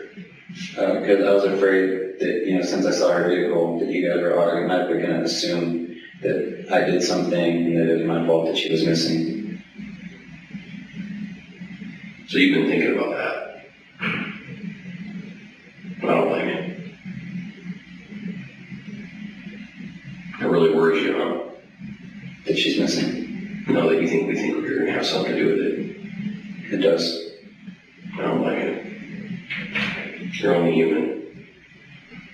But again, that just goes back to us just trying to figure out what the hell happened.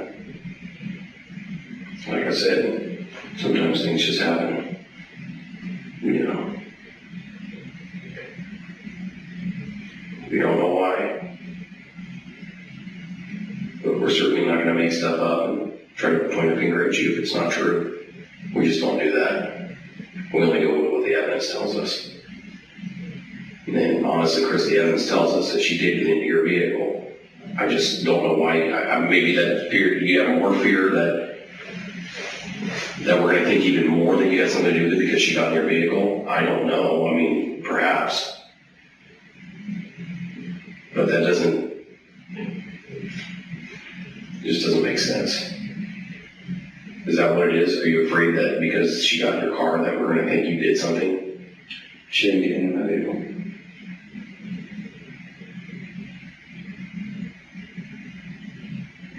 Did she walk up to your car at all? No, I didn't see her Saturday morning.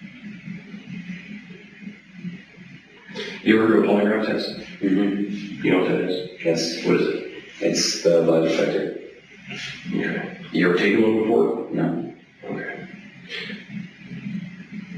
If I were to ask you on a polygraph test, if you had anything to do or had any knowledge of anything to do with Erin's death, what would you say? I said no. What would the results be? They'd be truthful. How about we take one? I'd rather not. Okay. Because I'm emotionally unstable right now, and I don't want to give off false readings. That's fair.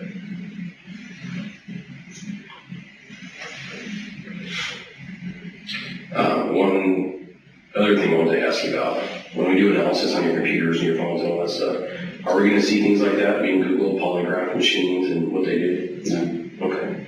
Are we going to see anything about murder or anything like that? Probably about a month and a half ago, I was having a conversation with one of the guys in the duty that it came up randomly, random Marine talk about the best way to dispose of the body. And who was that? I honestly don't remember. Agentic is important in my mind. And how long was that? This is the last time I was on duty.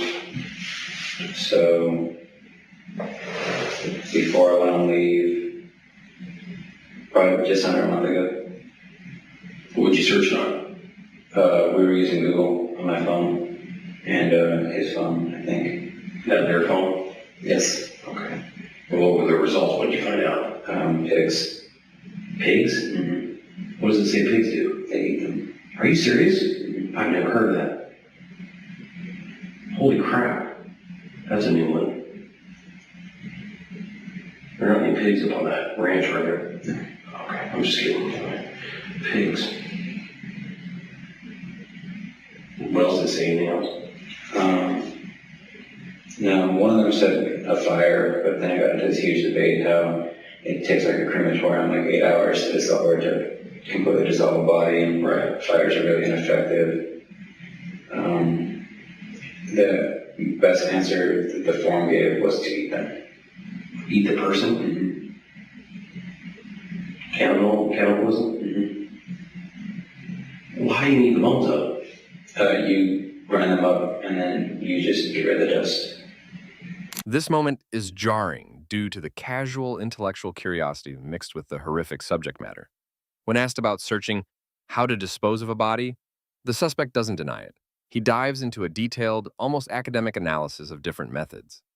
Psychologically, this could indicate guilty knowledge. He has researched this not out of random curiosity, but because the problem became relevant to his reality. His ability to recall specific details, ineffectiveness of fire, grinding bones into dust, suggests a mind that has processed and retained logistical information related to the disappearance. What are you going to use to grind them up?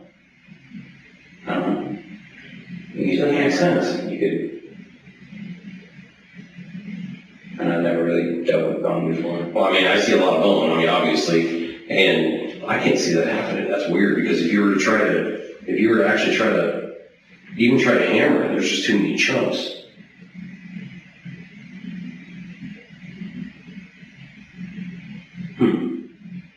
That's a trick, man.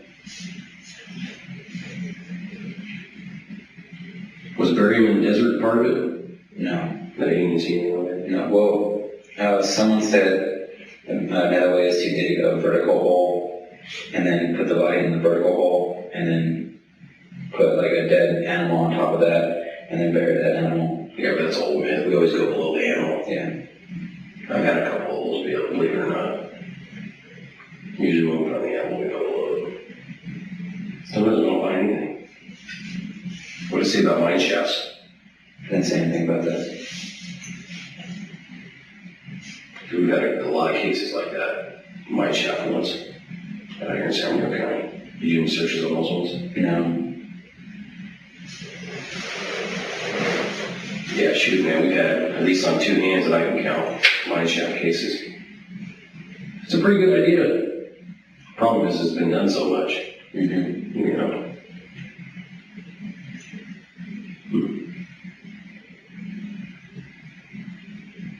So when you Googled that, you Googled how to dispose of a body. Yeah, it was a conversation we had.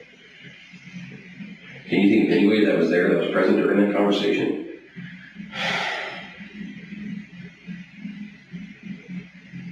No, not really. Because it didn't stick in my mind as important, so.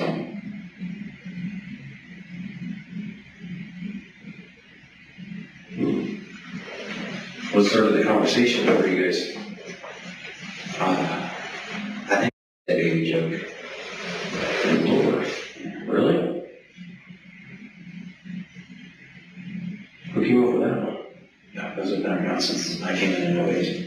The joke? Yeah, I think it came like from like people making fun of the like Vietnam War and like people saying that in Iraq there were puppies and babies, you know, calling them as baby killers. This kind of response from.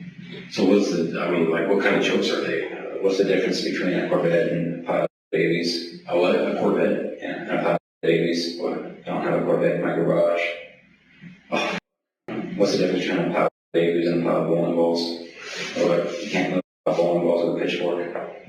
Oh my God. Yeah, they're pretty. Is this a Marine thing? Is this what Marines It was. It's kind of dying out. You don't hear it as much anymore. Jeez, man.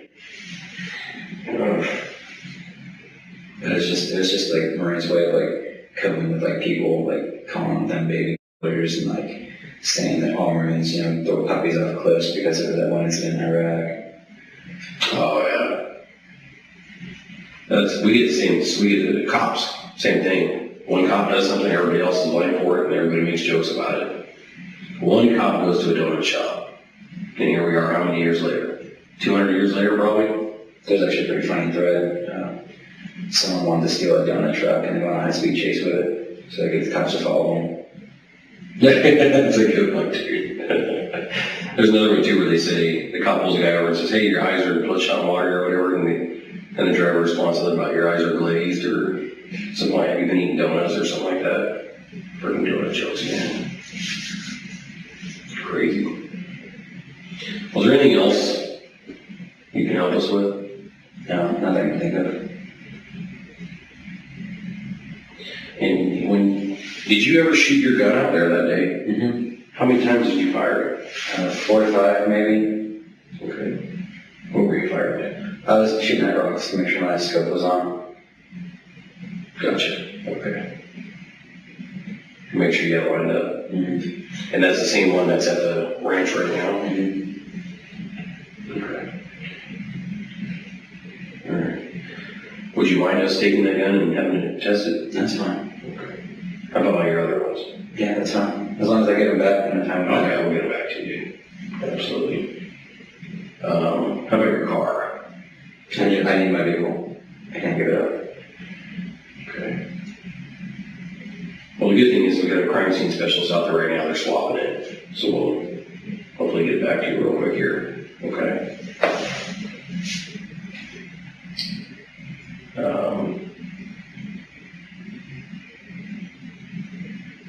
What else? Computers.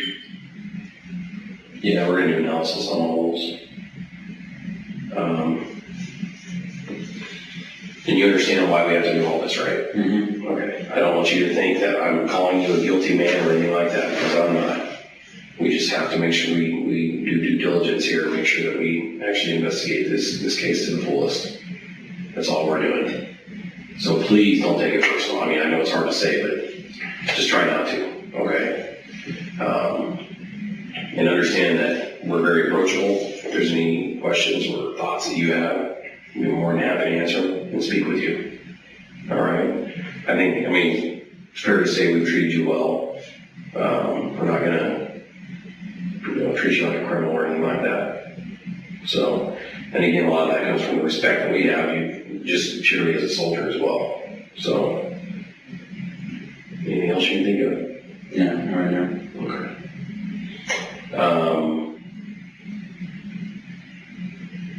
Well, if you want to show us a spot,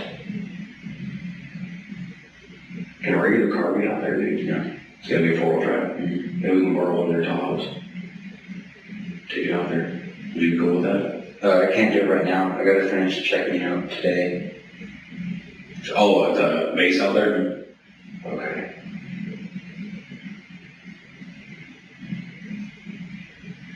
Okay.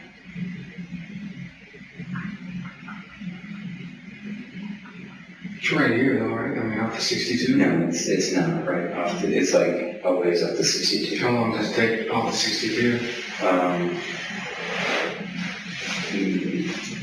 30, 40 minutes at least. It's 5:30. Sure. Yeah, we'll go check it out. And, all right. Did you, after you got back on that Saturday, did you turn your phone off at all? I'm not sure. I don't think so. Did you make any phone calls from the time you got in the afternoon till The next day? The next day? Like when I came out of the bar? Yeah. Yeah, you made a phone call to, I called Connor and then I called my wife. right, and then you didn't call anybody after that. I can check, but I'm not sure. You didn't. Okay. Pretty sure you didn't. Didn't call anybody for about 24 hours. But when we do the phone analysis, it'll tell us if it was powered down or not. So, cool. Did you Google anything else? Would you know about? I don't think so. No. Did you Google anything about Erin after everything happened? No. Google anything about the news out here? No.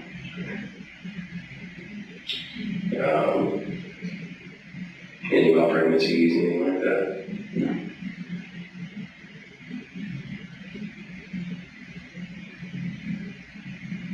And so, when we do find Erin, you're saying that baby is not yours, right? Yes. Okay. Another thing we're going to do is we're going to take a buccal swab, which is just a swab on the inside of the mouth. That's for DNA testing, because the hospital has a DNA sample of the, I guess apparently they did something with the fetus that day when she was in the emergency room. I do not know what it was, but we're going to do a DNA test on that, just double check that. That usually takes a while. So, we'll do that. And then, we'll play it by ear and see how that goes. So, cool deal, man. We really appreciate your cooperation. I realize you're probably thinking about a lot of different stuff right now, so we really do appreciate it. And when are you leaving for Alaska? We're supposed to start the drive the 7th. Oh, you guys are driving up there?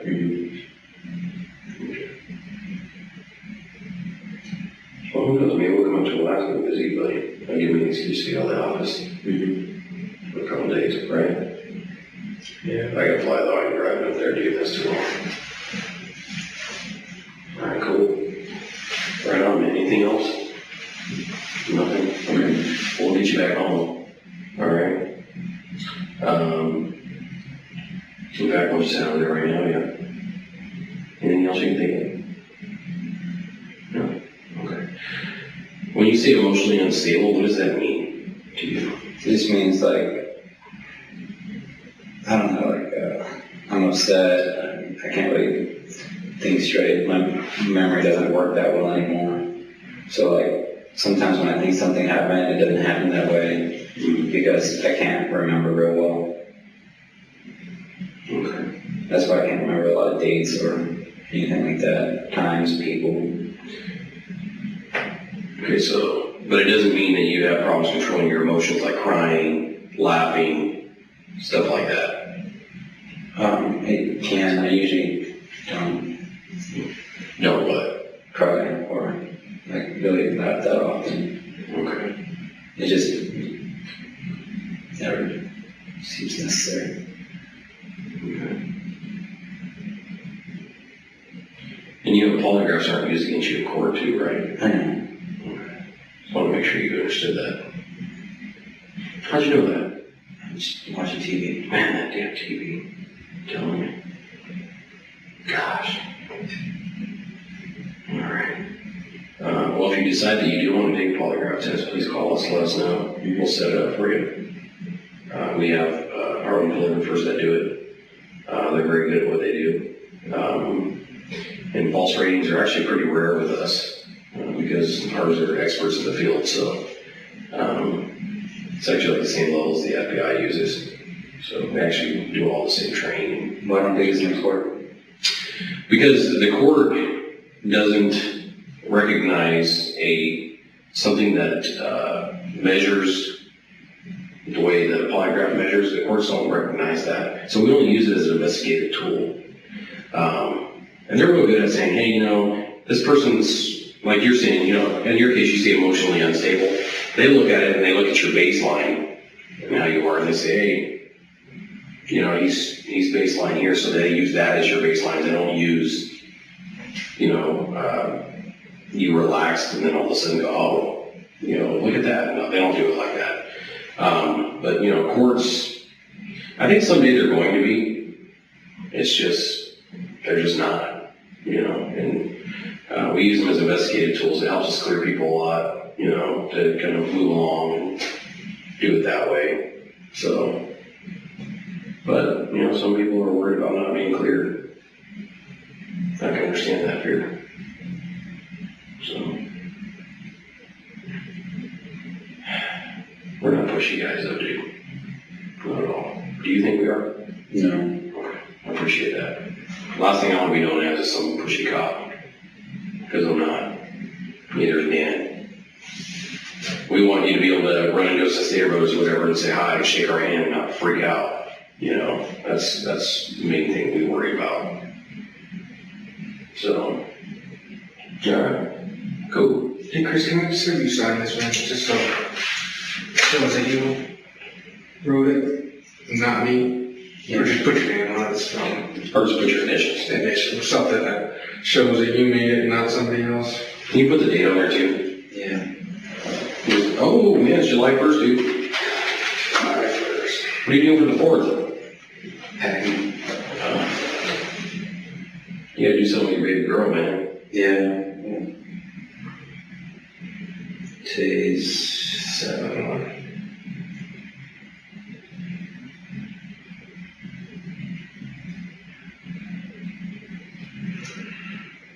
7? Yeah, July 1st.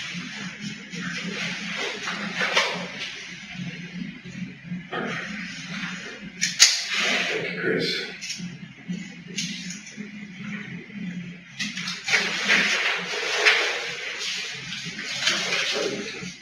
You said you were wearing jeans on Saturday?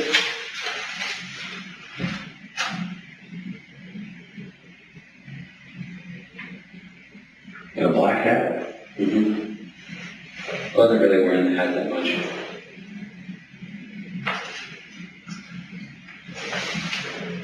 Anything else?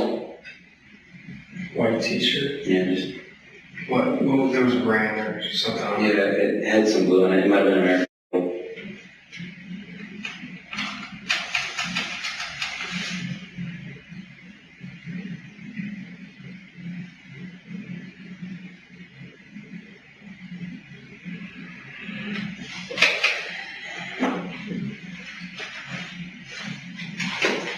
Hey dude, we need that phone there, buddy. Oh, okay.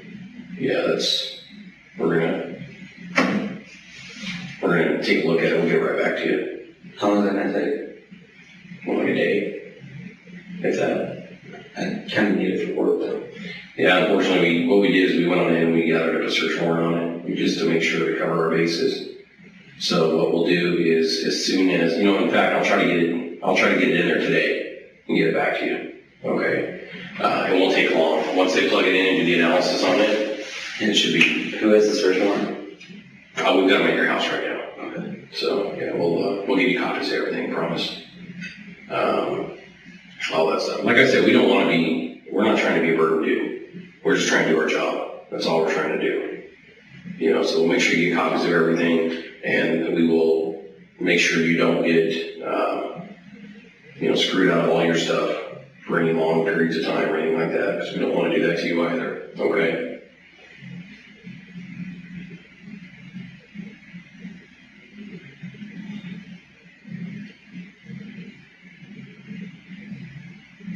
You said it was possibly American. Mm-hmm.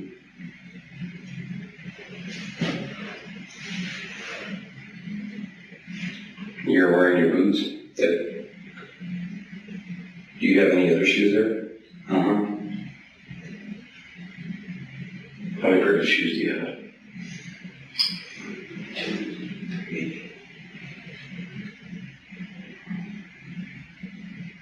5 or 6.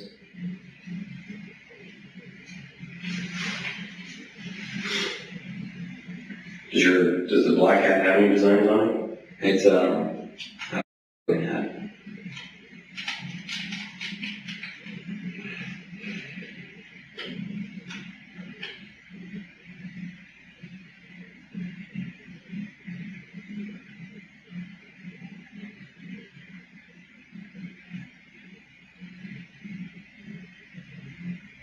We'll make sure you get our phone number in case you got questions or anything, dude. Well, you guys are gonna have my phone, so. Yeah, your wife's got one.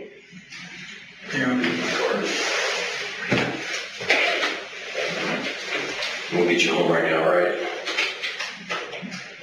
You hungry or anything, dude?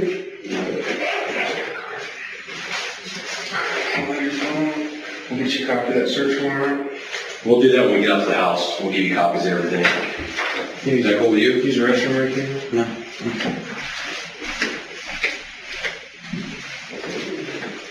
Christopher Brandon Lee was found guilty by a jury and subsequently sentenced on November 28, 2016, to life in prison without the possibility of parole for the first-degree murder of 19-year-old Erin Corwin, with jurors also finding true a special enhancement that he killed her by lying in wait.